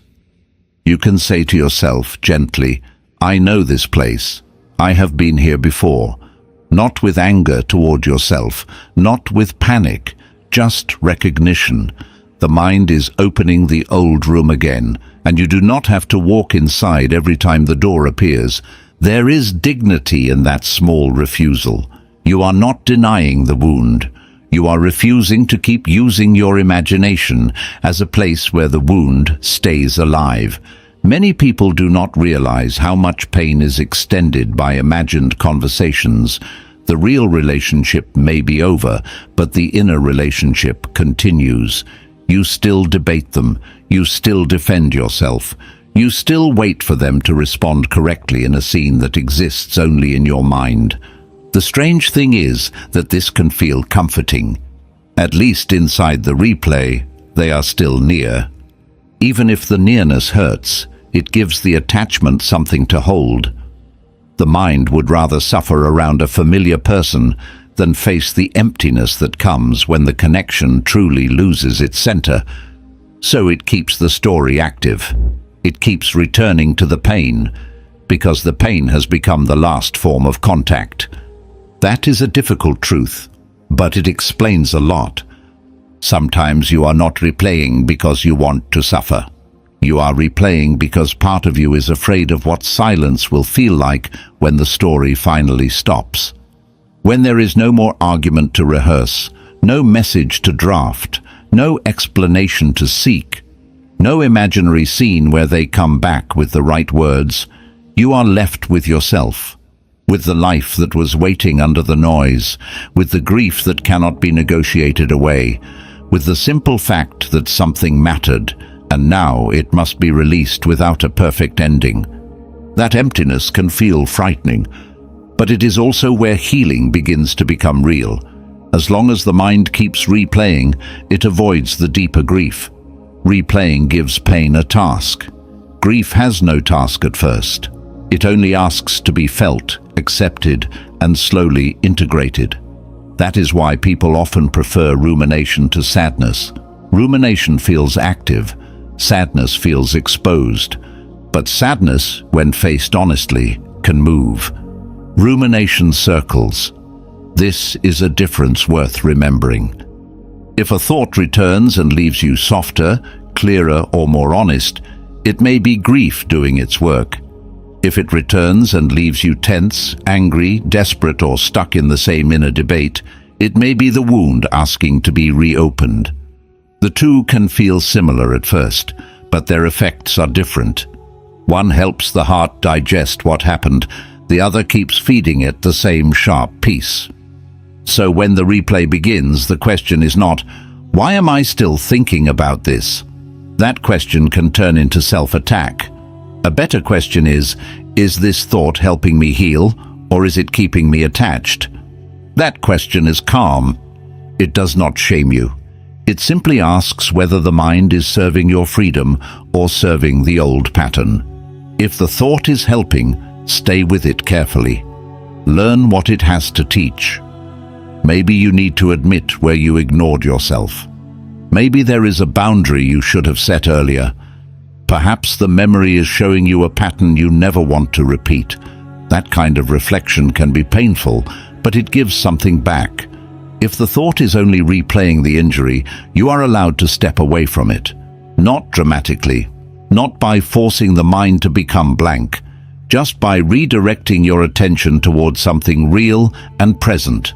Your breath, your body, the room you are in, the work in front of you. A small action that belongs to today instead of yesterday. This is not avoidance. Avoidance refuses to learn. Redirection happens after the lesson has already been received. There is a point where continuing to think is no longer wisdom. It is a habit. The mind has worn a path through the same emotional field, and because the path is familiar, it keeps walking there. Healing means creating another path slowly. Not once, not perfectly, but each time you refuse to give the old story the whole room. At first it may feel like nothing is changing. You catch the thought, redirect, then 10 minutes later it comes back. That does not mean you failed. It means the mind is used to returning there. A pattern that was repeated many times will not disappear because you interrupted it once.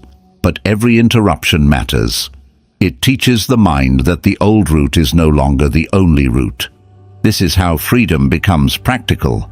Small returns, again and again. A thought appears and you come back. The memory pulls and you come back. The imaginary conversation begins and you notice it before it becomes an hour. You do not need to punish yourself for entering it. You simply leave when you become aware. That gentle leaving is part of the discipline. It is similar to what happens in meditation or prayer. The mind wanders, and the work is not to hate the wandering. The work is to return. The return is the practice. Each return strengthens the part of you that is no longer willing to be dragged by every inner image. Over time, the wound receives less attention. Not because you denied it, because you stopped making it the center of your inner life.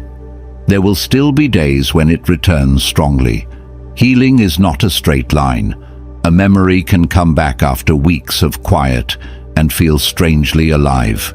Do not turn that into a story that you are back at the beginning. You are not. A wave is not the ocean. A difficult evening is not proof that nothing changed. The old pain may visit, but it does not have to move back in. This distinction protects you from despair. Many people lose hope because they think healing means never remembering. Then, when the memory returns, they assume they are still trapped. But remembering is not the same as being controlled. Feeling the ache is not the same as reopening the wound. You can have a tender place inside you without letting it organize your whole life. That is maturity, not numbness. A mature heart can say, "This still hurts sometimes," without making the hurt a command. It can feel the old sadness without reaching for the old pattern. It can remember someone without returning to them mentally for the rest of the day. That is the kind of freedom worth building, and it requires honesty about what you consume mentally. If you keep checking their page, rereading old messages, revisiting photos, or exposing yourself to details that pull the wound open, then the mind is not healing in neutral conditions. It is being asked to recover while being shown the knife again. That is not fair to you. You do not have to turn healing into surveillance. Sometimes people call it curiosity, but the body knows when curiosity is really attachment looking for a reason to hurt again. You check, then you feel disturbed. You read, then you feel pulled back. You see one small detail, and the mind builds an entire story around it. The wound reopens, and you call it information. But not all information is useful. Some information only feeds the part of you that has not accepted the ending yet. This is where self-respect becomes very ordinary. It may look like not checking, not rereading, not asking about them through other people, not placing yourself in the path of unnecessary reminders when the wound is still raw. These are not grand gestures, they are quiet protections, and quiet protections are often what healing is made of. You are not weak because certain things still affect you. You are wise when you stop pretending you can keep touching them without consequence. A person recovering from a physical wound does not keep pressing on it to test whether it has healed. Emotional wounds deserve the same basic respect. Give them conditions in which closing is possible. That means your mind needs somewhere else to go. Not merely away from the pain, but toward a life that is strong enough to hold your attention. Work that matters, routines that steady you, people who do not make you audition for peace. Physical movement, prayer, learning, sleep, food, small responsibilities that remind you your life is larger than this wound. The present has to become more inhabited than the past. Otherwise, the mind will keep returning to the most emotionally charged place it knows. This is not about replacing one attachment with another. It is about rebuilding contact with reality. Pain often makes the world feel narrow. One person, one story, one unanswered question, one wound. Healing widens the room again. It brings back the rest of your life piece by piece. At first, those pieces may seem small, still they matter. A clean morning, a completed task, a conversation with someone safe, a walk where your mind is not entirely owned by what happened, a moment where you realize you have gone longer than usual without replaying the same scene. These are not minor victories. They are evidence that your attention is returning, and attention is life. What you repeatedly give attention to becomes powerful inside you. If you keep feeding the old wound with thought, imagination, surveillance, and rehearsal, it remains strong. If you begin feeding your present life with care, structure, and patience, something else begins to grow, not instantly, but reliably. This is why the rule is not simply stop thinking about it. That would be too shallow and, honestly, not very kind. The deeper rule is this: stop turning the wound into a place you visit for identity, contact, or control. Learn from it. Grieve it. Then, when the lesson has been taken, stop reopening it as if more pain will produce more wisdom. Sometimes the wisest thing is to let the wound close without checking every hour whether it still belongs to you. That kind of letting go can feel strange. A part of you may wonder who you are without the story. If you are no longer the person explaining what happened, defending yourself, replaying the hurt, or waiting for the missing answer, then what remains? You remain, not the version organized around the wound, the version that was underneath it. And that version needs your attention now. This is where the next rule begins naturally. Once you stop reopening the wound in your mind, your energy becomes available again. The question then is not only how to stop thinking about them, but where to place the life that has been returned to you. That is why the next step is to return to what is yours to control. 8. Return your energy to what is yours to control. When you stop reopening the wound in your mind, something strange can happen. You may feel emptier at first, not peaceful immediately, not fully free, just unsure where all that mental energy should go now. For a long time, your attention may have been organized around the same person, the same story, the same question, the same ache. Even pain can become a routine when the mind visits it often enough. So when you begin to step away from it, there may be a silence inside you that feels unfamiliar. That silence is not failure. It is space returning. And space at first can feel uncomfortable because it asks you a question you may not be ready for. Now that your attention is no longer being spent there, where will you place it? This is where detachment becomes more than withdrawal. It becomes redirection. Because emotional freedom is not only about removing your energy from what hurts you, it is also about returning that energy to what can actually be shaped by your hands. If you only detach from the person, but do not return to your own life, the mind may slowly drift back to the old place. Not because the place is good for you, but because it is familiar. A wound can become familiar. A pattern can become familiar. Even anxiety can feel like home if you have lived inside it long enough. That is why the next rule matters. Return your energy to what is yours to control. This sounds simple, almost too simple. But when emotion is involved, simple truths become difficult to practice. You may already know that you cannot control whether someone understands you, regrets losing you, apologizes properly, changes their pattern, tells the truth, or remembers you with fairness. You know this in theory, but the heart may still keep trying. It tries through imagination, through checking, through rehearsing, through waiting, through small emotional bargains with reality. Maybe if you stay calm enough, they will understand. Maybe if you explain better, they will change. Maybe if you disappear perfectly, they will feel your absence in the way you hoped. That is not control. It is longing dressed as strategy. And the danger is that longing can consume your life while pretending to guide it. Epictetus built much of his teaching around this painful distinction.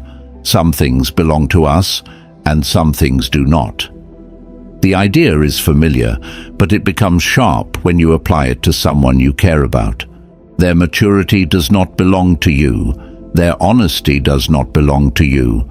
Their ability to recognize your value does not belong to you. Their story about why things happened does not fully belong to you. What belongs to you is closer. Your attention, your conduct, your next choice, the way you speak when you are hurt, the boundary you keep after you have seen enough, the habits you return to when your mind wants to wander back into old pain. These are not small things. They are the ground of your life. And that ground needs you back. When someone has disturbed you deeply, your energy often becomes scattered. Part of it remains in the past, reviewing what happened. Another part reaches toward the future, imagining what they might do next. Some of it watches their silence, their mood, their distance, their possible regret. What remains for your actual life can become very little. You may still be moving through the day, but not fully inhabiting it. The body is present. The attention is elsewhere.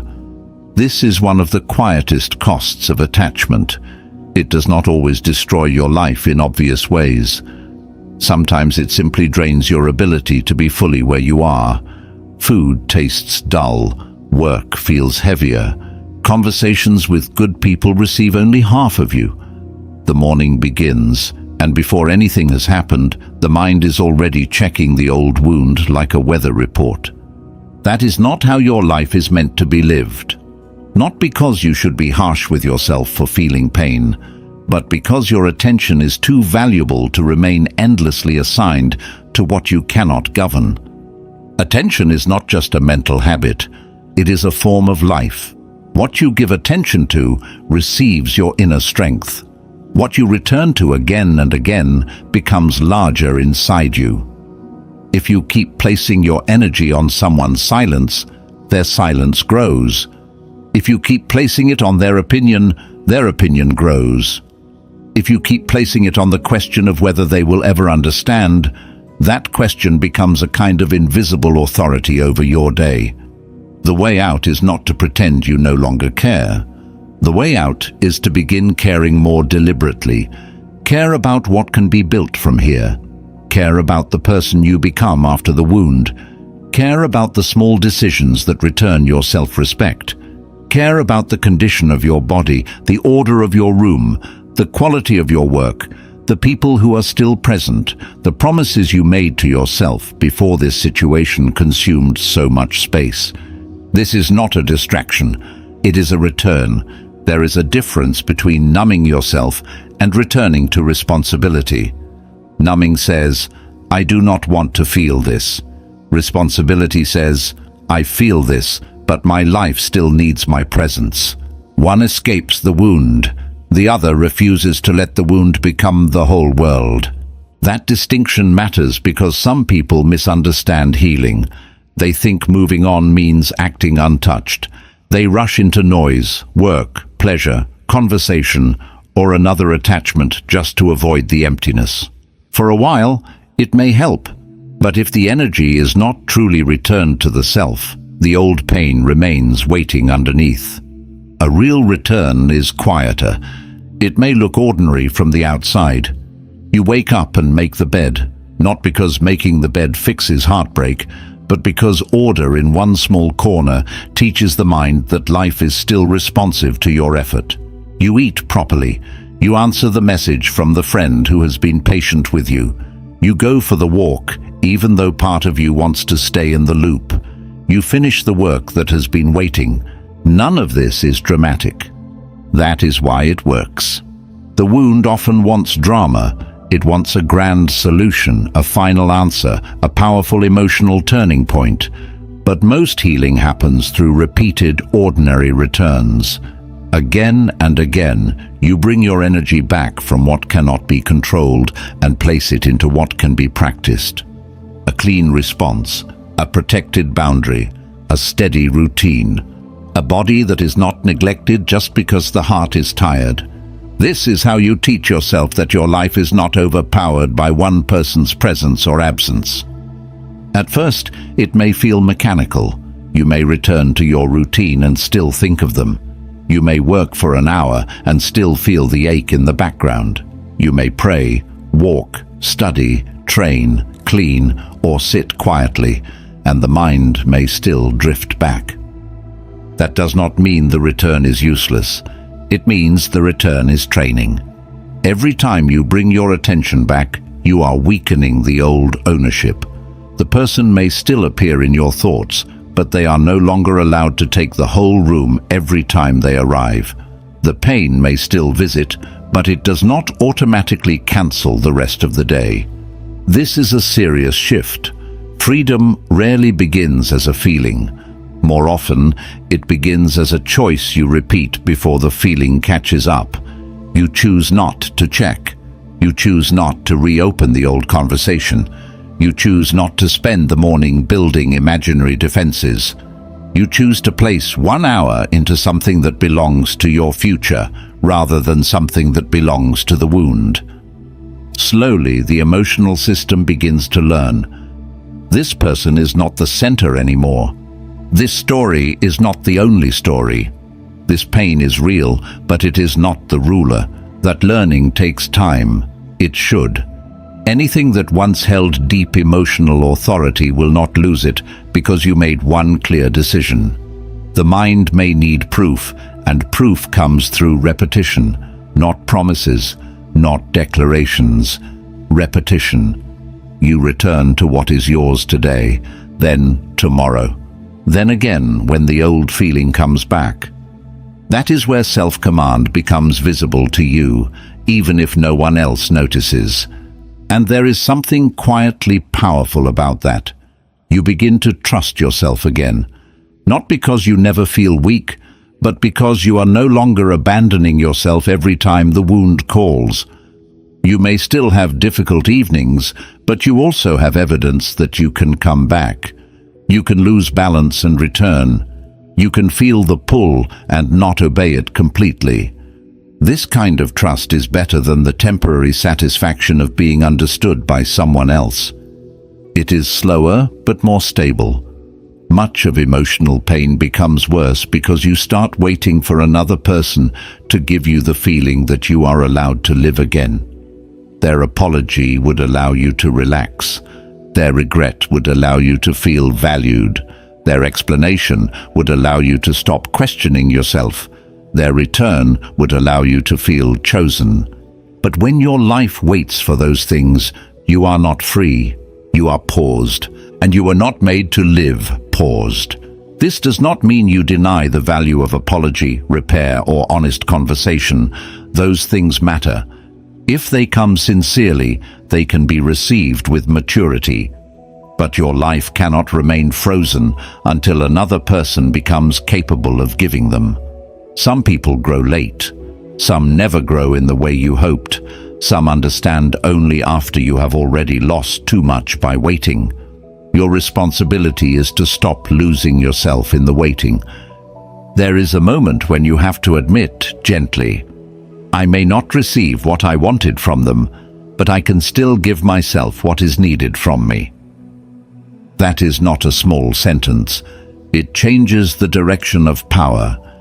Instead of asking, will they finally give me peace? You begin asking, what would peace require from me today? The first question keeps you facing their door. The second turns you back toward your own life. And your own life has been waiting without complaint. Your body has been waiting for care. Your work has been waiting for focus. Your inner discipline has been waiting for practice. Your future has been waiting for attention. The people who love you in steadier ways may have been waiting for you to return from a place they could not enter with you. This is not meant to make you feel guilty. It is meant to remind you that pain can narrow your world, but it does not have to keep it narrow forever. The world is still larger than the person who hurt you. Your life is still larger than the story that confused you. A future version of you is still being shaped by what you repeatedly choose now. That future self deserves more than the leftovers of your attention. So you begin with what is close. Not the entire life plan, not a dramatic transformation, just the next controllable act. Clean the space around you, move your body, finish one task. Write down the lesson without turning it into another wound. Speak to yourself without cruelty. Keep the boundary for one more day. Refuse one unnecessary check. Return one piece of attention to something that can actually grow. A life is rebuilt through pieces. The mind may resist this because it wants something grand enough to match the pain, but the soul often heals through humble actions. Small choices restore a sense of agency. They remind you that even if you could not control what happened, and even if you cannot control how someone else behaves now, you are not powerless inside your own life. That reminder has to become physical. It has to be lived. Thought alone is not enough here. You can understand the dichotomy of control perfectly and still spend the evening watching someone's absence. The body must learn through action that your energy has somewhere else to go. When you walk, clean, work, pray, train, create, study, or rest properly, you are not merely passing time. You are teaching your nervous system that life continues through your participation. That is why routines matter during detachment. They are not boring details. They are rails for a mind that might otherwise return to the old spiral. A routine gives the day a structure that pain did not design. It gives your attention a place to land. It reduces the number of empty spaces where the wound can expand. You do not need to become rigid. You only need enough structure to remind yourself that your life has form beyond this emotional situation. There will be resistance. Part of you may feel that returning to normal life means the pain did not matter. This is a common misunderstanding. The mind may think, if I stop thinking about it, am I pretending it was nothing? But healing is not betrayal. Peace does not insult the wound. Moving forward does not erase what happened. It simply means the wound no longer receives unlimited authority. You can honor what hurt you without living permanently around it. You can carry the lesson without carrying the entire emotional weight every day. That is a kinder arrangement with the past. Another form of control is the way you speak to yourself during the return. If the inner voice becomes harsh, healing becomes harder. You may call yourself foolish for caring, weak for missing them, stupid for not leaving earlier, dramatic for still feeling affected. That voice may pretend to be discipline, but it is often just pain turning inward. You do not need that kind of cruelty. Self-command is not self-contempt. A steadier voice would be more honest. It can admit, I stayed too long, without saying, I am worthless. It can recognize, "I ignored signs," without turning the lesson into punishment. It can say, "I am still healing," without making that sentence an identity. The way you treat yourself after disappointment determines whether the wound becomes wisdom or shame. Choose wisdom where you can, and when you fail, return again. That is another thing within your control, the return after the lapse. You may check once. You may replay the conversation again. You may answer from emotion when you meant to wait. None of that means the whole process is ruined. A lapse is not a life sentence. The important thing is whether you use it as proof that you are powerless or as information about where the practice needs more care. A Stoic does not require perfection before beginning again.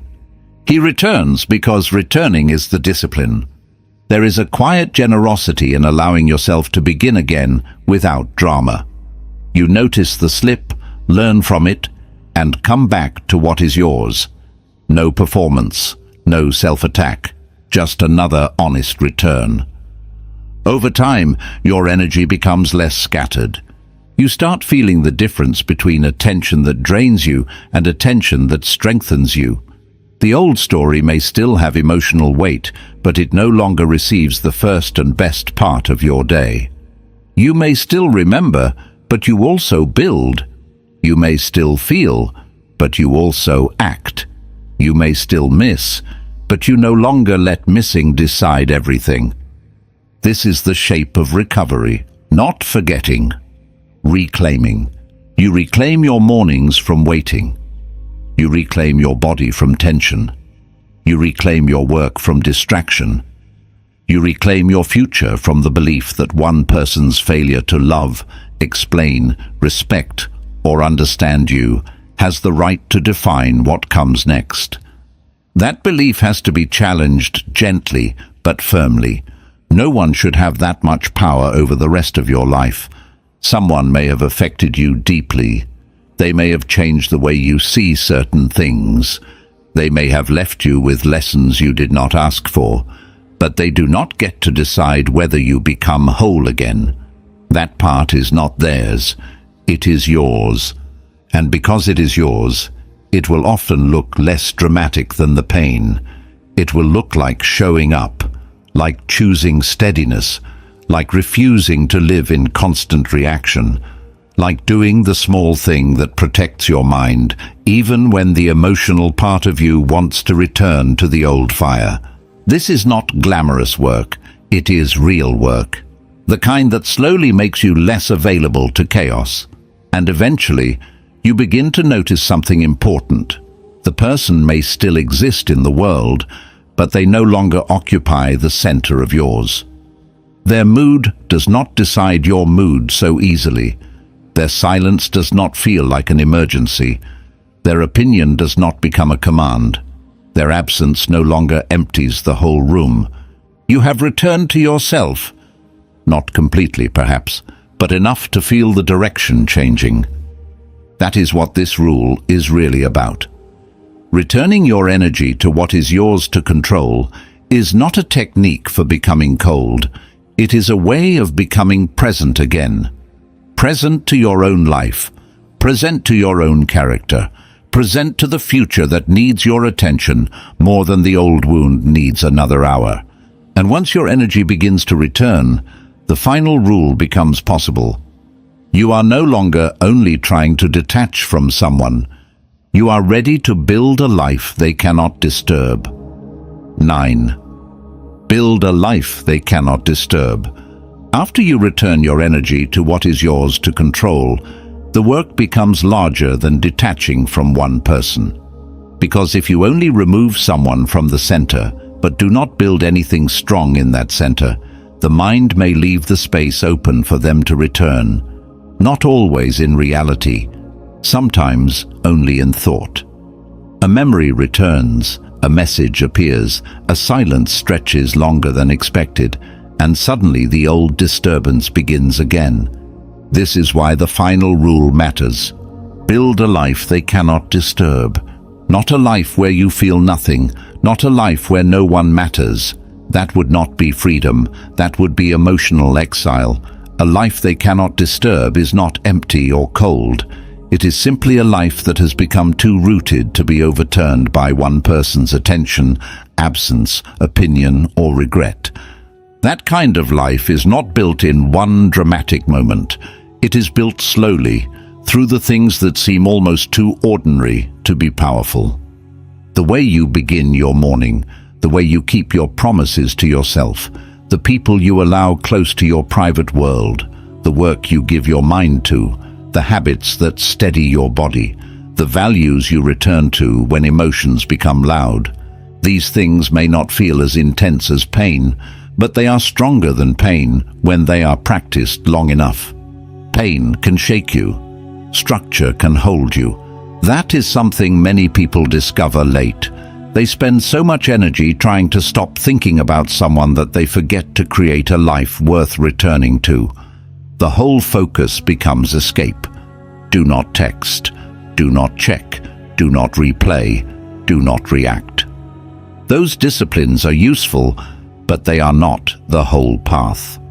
A person cannot live forever around what must be avoided. At some point, the soul needs something to move toward. That is where building begins.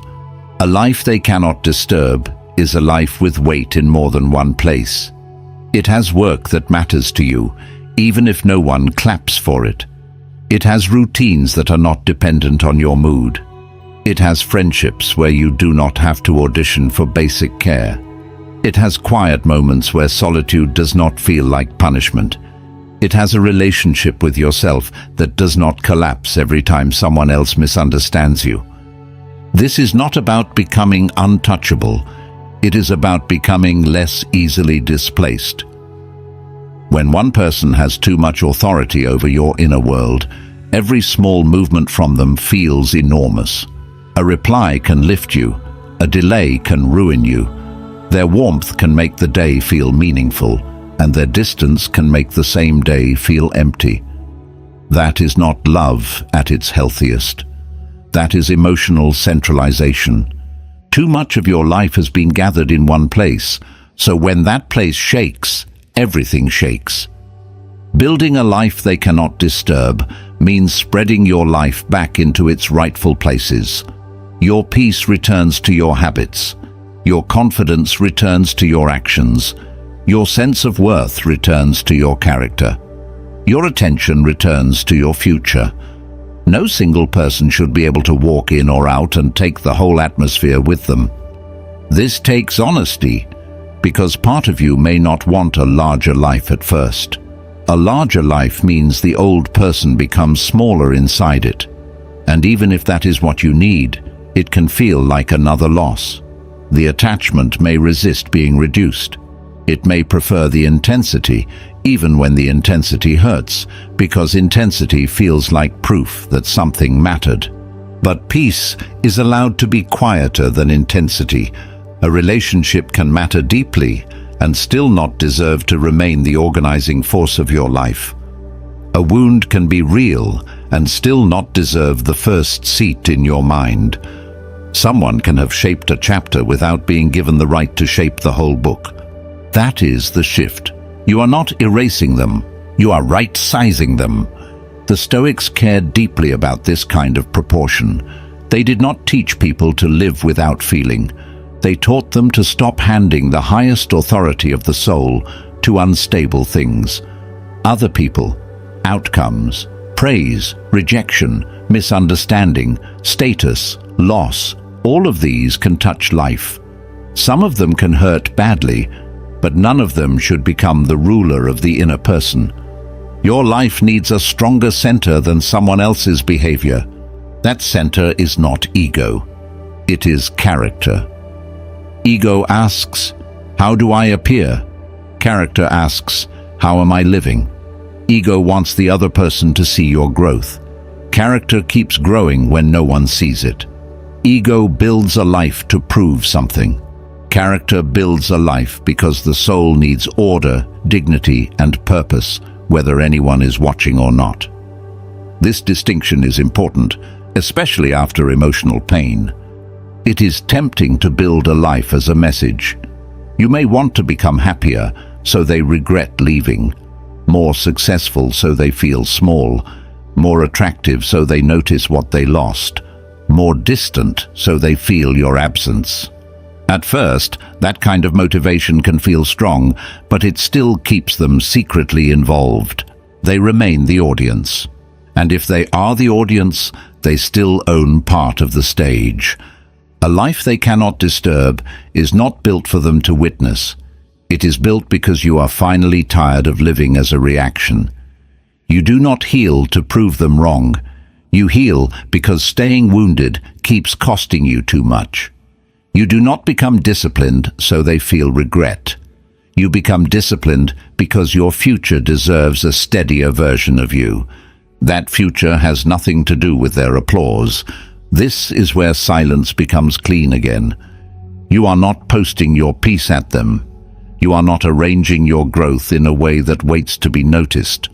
You are not turning your recovery into a performance for the person who hurt you. The work happens closer than that. In the room where you keep promises to yourself. In the choices no one sees. In the mornings when you do not feel strong, but still act with care. That private consistency is what changes you. Not the dramatic declaration, not the perfect ending, not the moment they finally realize your value. The life you build after them becomes proof to yourself that your value was never waiting for their realization. At first, this may feel difficult because pain often damages trust in your own life. You may wonder whether you can feel steady again, whether ordinary things will ever have color again, whether you will always carry this strange sensitivity around anything that reminds you of them. These thoughts can appear after a deep emotional disturbance. They do not mean the future is broken. They mean the nervous system needs evidence of safety, repetition, and time. You give it evidence by living, not just thinking, living.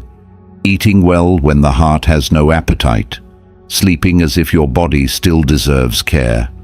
Moving even when the mind wants to stay heavy. Returning to work, not as escape, but as participation in your own future. Spending time with people whose presence does not require you to become smaller. This is how the life begins to widen. One ordinary act at a time. There will be days when the old disturbance still reaches you. A memory may interrupt a good morning. Their name may appear somewhere. A place, a phrase, a song, or a season may open something you thought had closed. A life they cannot disturb does not mean those moments never happen. It means they no longer take over the entire system. You may feel the sting, but the day does not have to belong to it. You may pause, breathe, remember, and continue. Not because you are numb, because your life now has enough structure, meaning, and self-possession to absorb the wave without becoming the wave. That is real strength. Quiet, almost invisible, but real. A person who has built inner stability is not impossible to hurt. They are simply harder to uproot. Their peace has more than one support. If one part aches, the whole life does not collapse. Their identity is not balanced on someone else's attention. Their worth is not waiting in another person's apology. Their future is not frozen by a story that refused to end beautifully. This is the kind of freedom worth wanting. Not the cold freedom of someone who never cares. The steady freedom of someone who cares, feels, grieves, learns, and still continues to belong to himself. That word matters. Belong. Much of attachment becomes painful because you stop belonging fully to yourself. Your thoughts belong to their silence. Your mood belongs to their tone. Your confidence belongs to their approval. Your sense of closure belongs to their explanation. Little by little, your own inner world becomes rented out to someone who may not even know how much space they occupy. Building a life they cannot disturb is the process of taking that space back, gently but seriously. You take back your mornings by not handing the first hour to old thoughts. You take back your body by caring for it, even when the emotional part of you feels tired. You take back your work by giving it your full attention for one honest block of time. You take back your dignity by no longer negotiating with patterns that have already shown enough. These are not glamorous victories, but they are real. And real victories are often quieter than the pain that made them necessary. There is also a social part to this. A life they cannot disturb cannot be built entirely in isolation. Solitude is important, especially when you need to hear yourself again.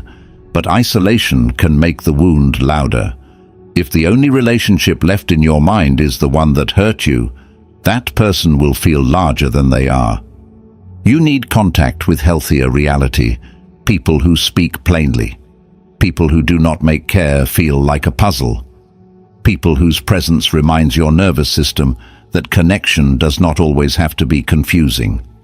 Not perfect people, just steadier ones. The kind who help your heart remember that peace in relationship is possible. This matters because pain can distort your expectations.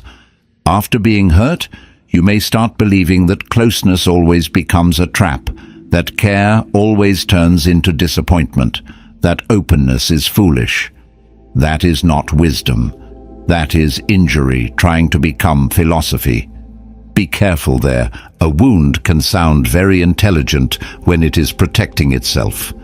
It may tell you never to trust again, never to need anyone, never to be soft, never to explain, never to care deeply. Those statements may feel powerful for a while, but they are often fear dressed as strength. They protect you from one kind of pain by creating another kind of loneliness. The aim is not to become unreachable. The aim is to become discerning. You can let people close without giving them authority over your whole inner climate. You can love without abandoning proportion. You can be warm without being endlessly available.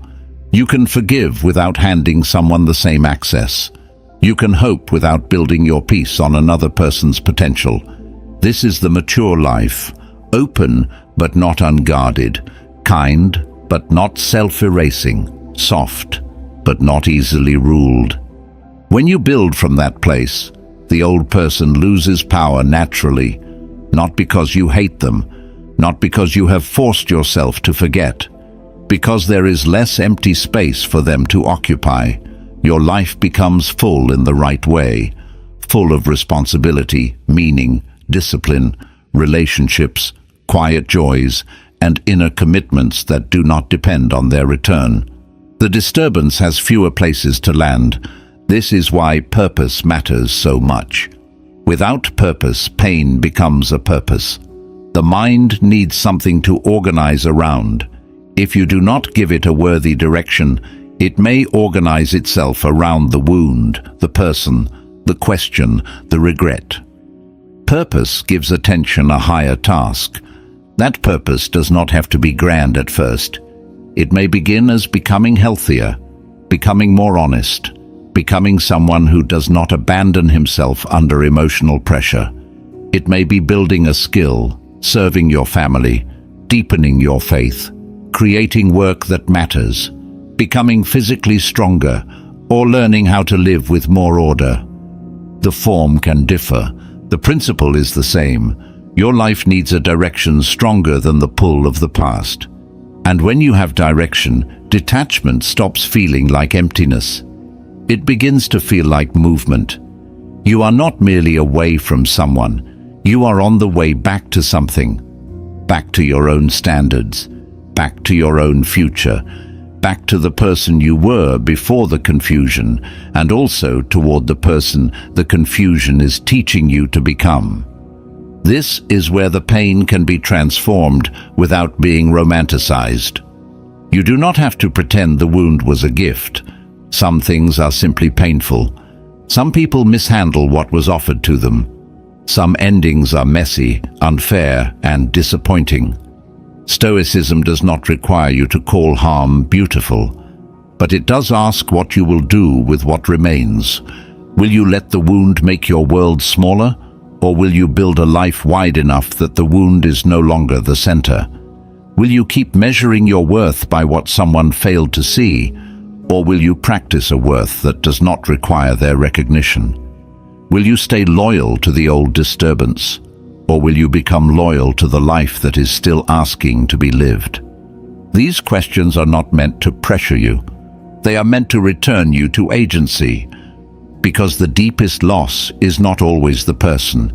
Sometimes it is the version of yourself you stop caring for while you are consumed by them. The abandoned routines, the neglected body, the delayed work, the friendships you answered with half attention, the inner voice that became harsh because you were angry at yourself for caring. Building your life is how you apologize to yourself, not with shame, with repair. You repair by becoming present again. You repair by keeping small promises. You repair by no longer using the wound as proof that your life must remain disordered. You repair by choosing surroundings, habits, and relationships that support the person you are trying to become. Slowly, your inner world becomes harder to invade. Their silence does not echo as loudly because your day already has shape. Their opinion does not weigh as much because your conscience has become clearer. Their absence does not empty the room because the room is no longer built around them. Their return, if it ever happens, does not instantly erase your standards because your standards have been practiced in their absence. That is when you know something has changed, not because you feel nothing, because you no longer lose yourself when you feel something. This is the difference between suppression and freedom. Suppression tries to bury the feeling. Freedom allows the feeling to rise without surrendering the throne to it. Suppression wants to look unaffected. Freedom is not interested in looking unaffected. It is interested in remaining governed from within. That is the heart of this entire path. Detach in silence. Control the first reaction. Accept people as their patterns reveal them. Release their opinion, their explanations, and the old mental replay. Return your energy to what belongs to you.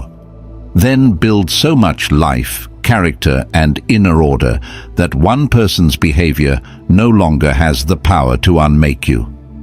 This does not happen overnight, and it does not have to. A life that cannot be easily disturbed is built the same way it is protected, quietly, repeatedly, and with more honesty than drama. Some days you will feel strong. Other days, the old ache will return. The work is not to become perfect. The work is to keep returning to yourself with enough patience that, over time, returning becomes your nature. One day you may notice the change in a very ordinary moment.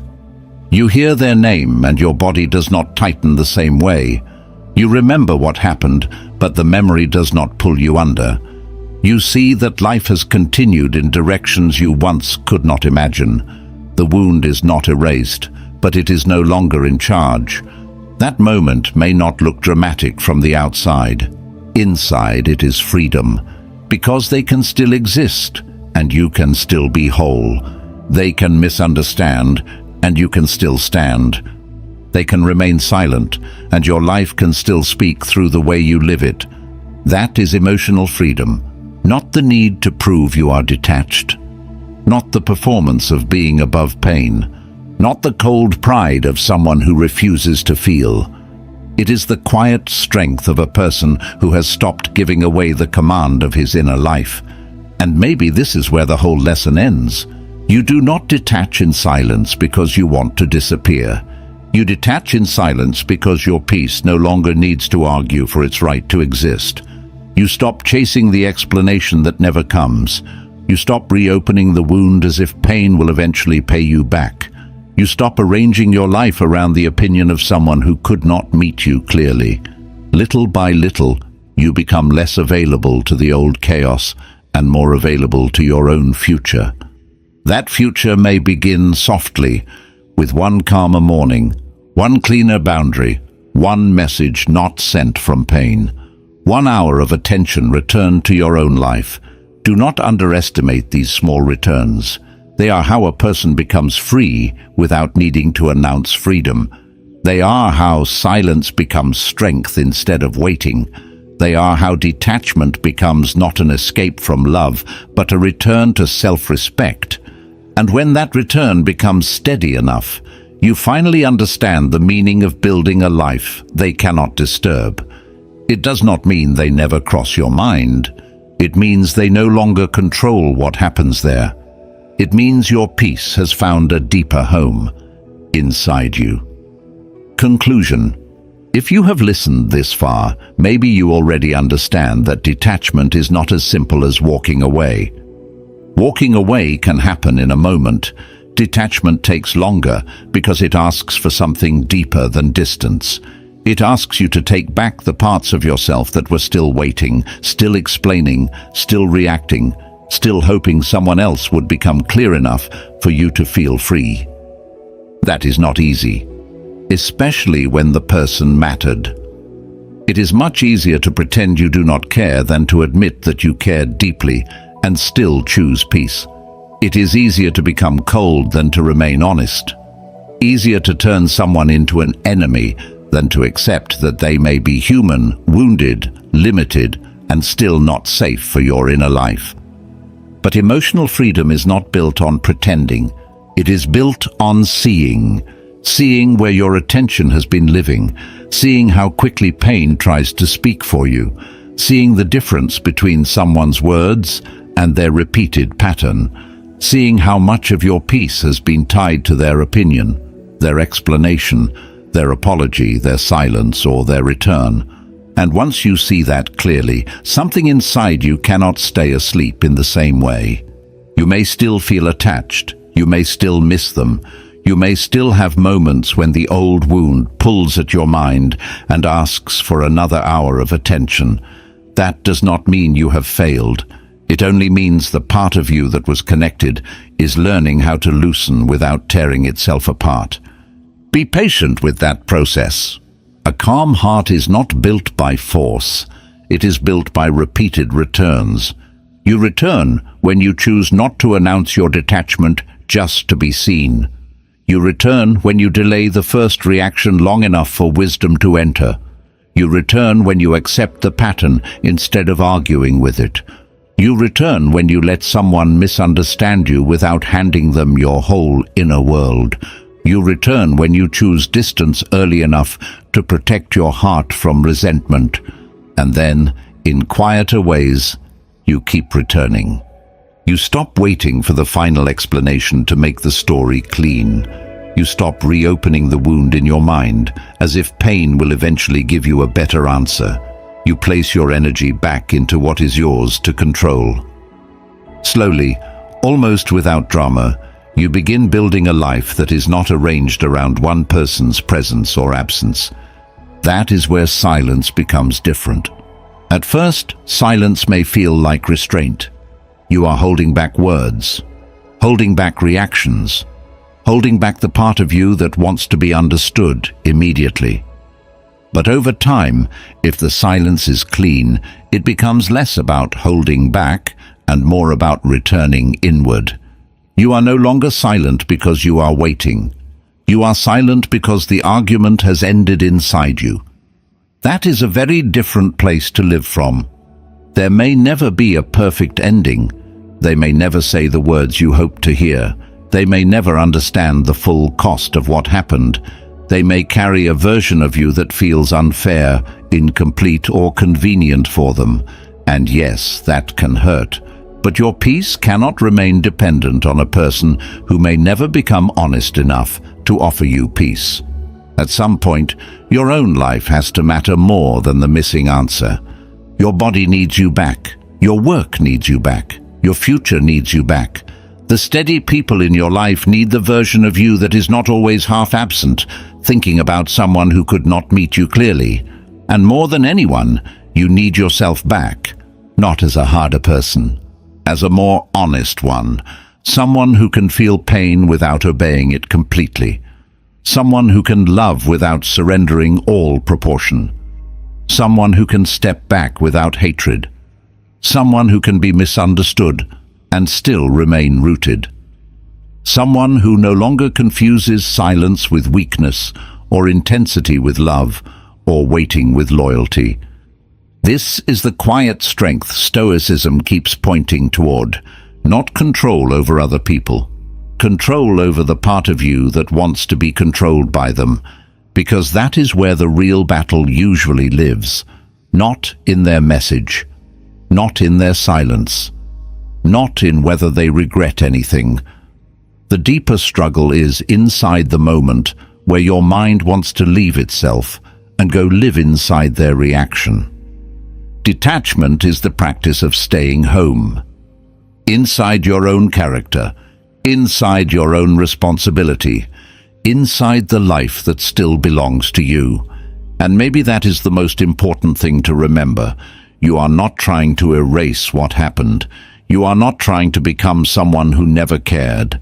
The goal is not to prove that they meant nothing. Some people did mean something. Some chapters did shape you. Some wounds did teach you lessons you would not have chosen.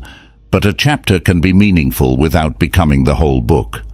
A wound can be real without becoming your identity. A person can matter without being allowed to govern the rest of your life. So let the process be quiet. Let it be slower than your ego wants. Let it be less dramatic than the pain hoped for. Let there be days when you feel strong and days when you simply practice returning.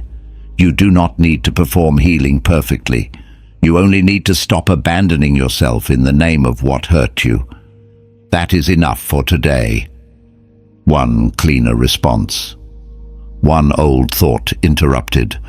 One boundary kept without a speech. 1 hour of attention returned to your own life. These small things may not look powerful from the outside, but they are how freedom is built. Not through one grand decision, but through many quiet moments where you choose not to give the old pattern the authority it used to have. And one day, the silence will no longer feel like effort. It will feel like peace, not because everything was explained, not because they finally understood, not because the past became painless, but because you stopped asking the past for permission to live fully now. That is what it means to detach in silence. You do not disappear, you return. You return to your own mind, your own dignity, your own future, your own life. And when you truly return, their power over you begins to fade, not because you forced it to, but because there is no longer enough empty space inside you for the old disturbance to rule. Your peace has found a deeper home, and this time it is not in them, it is in you.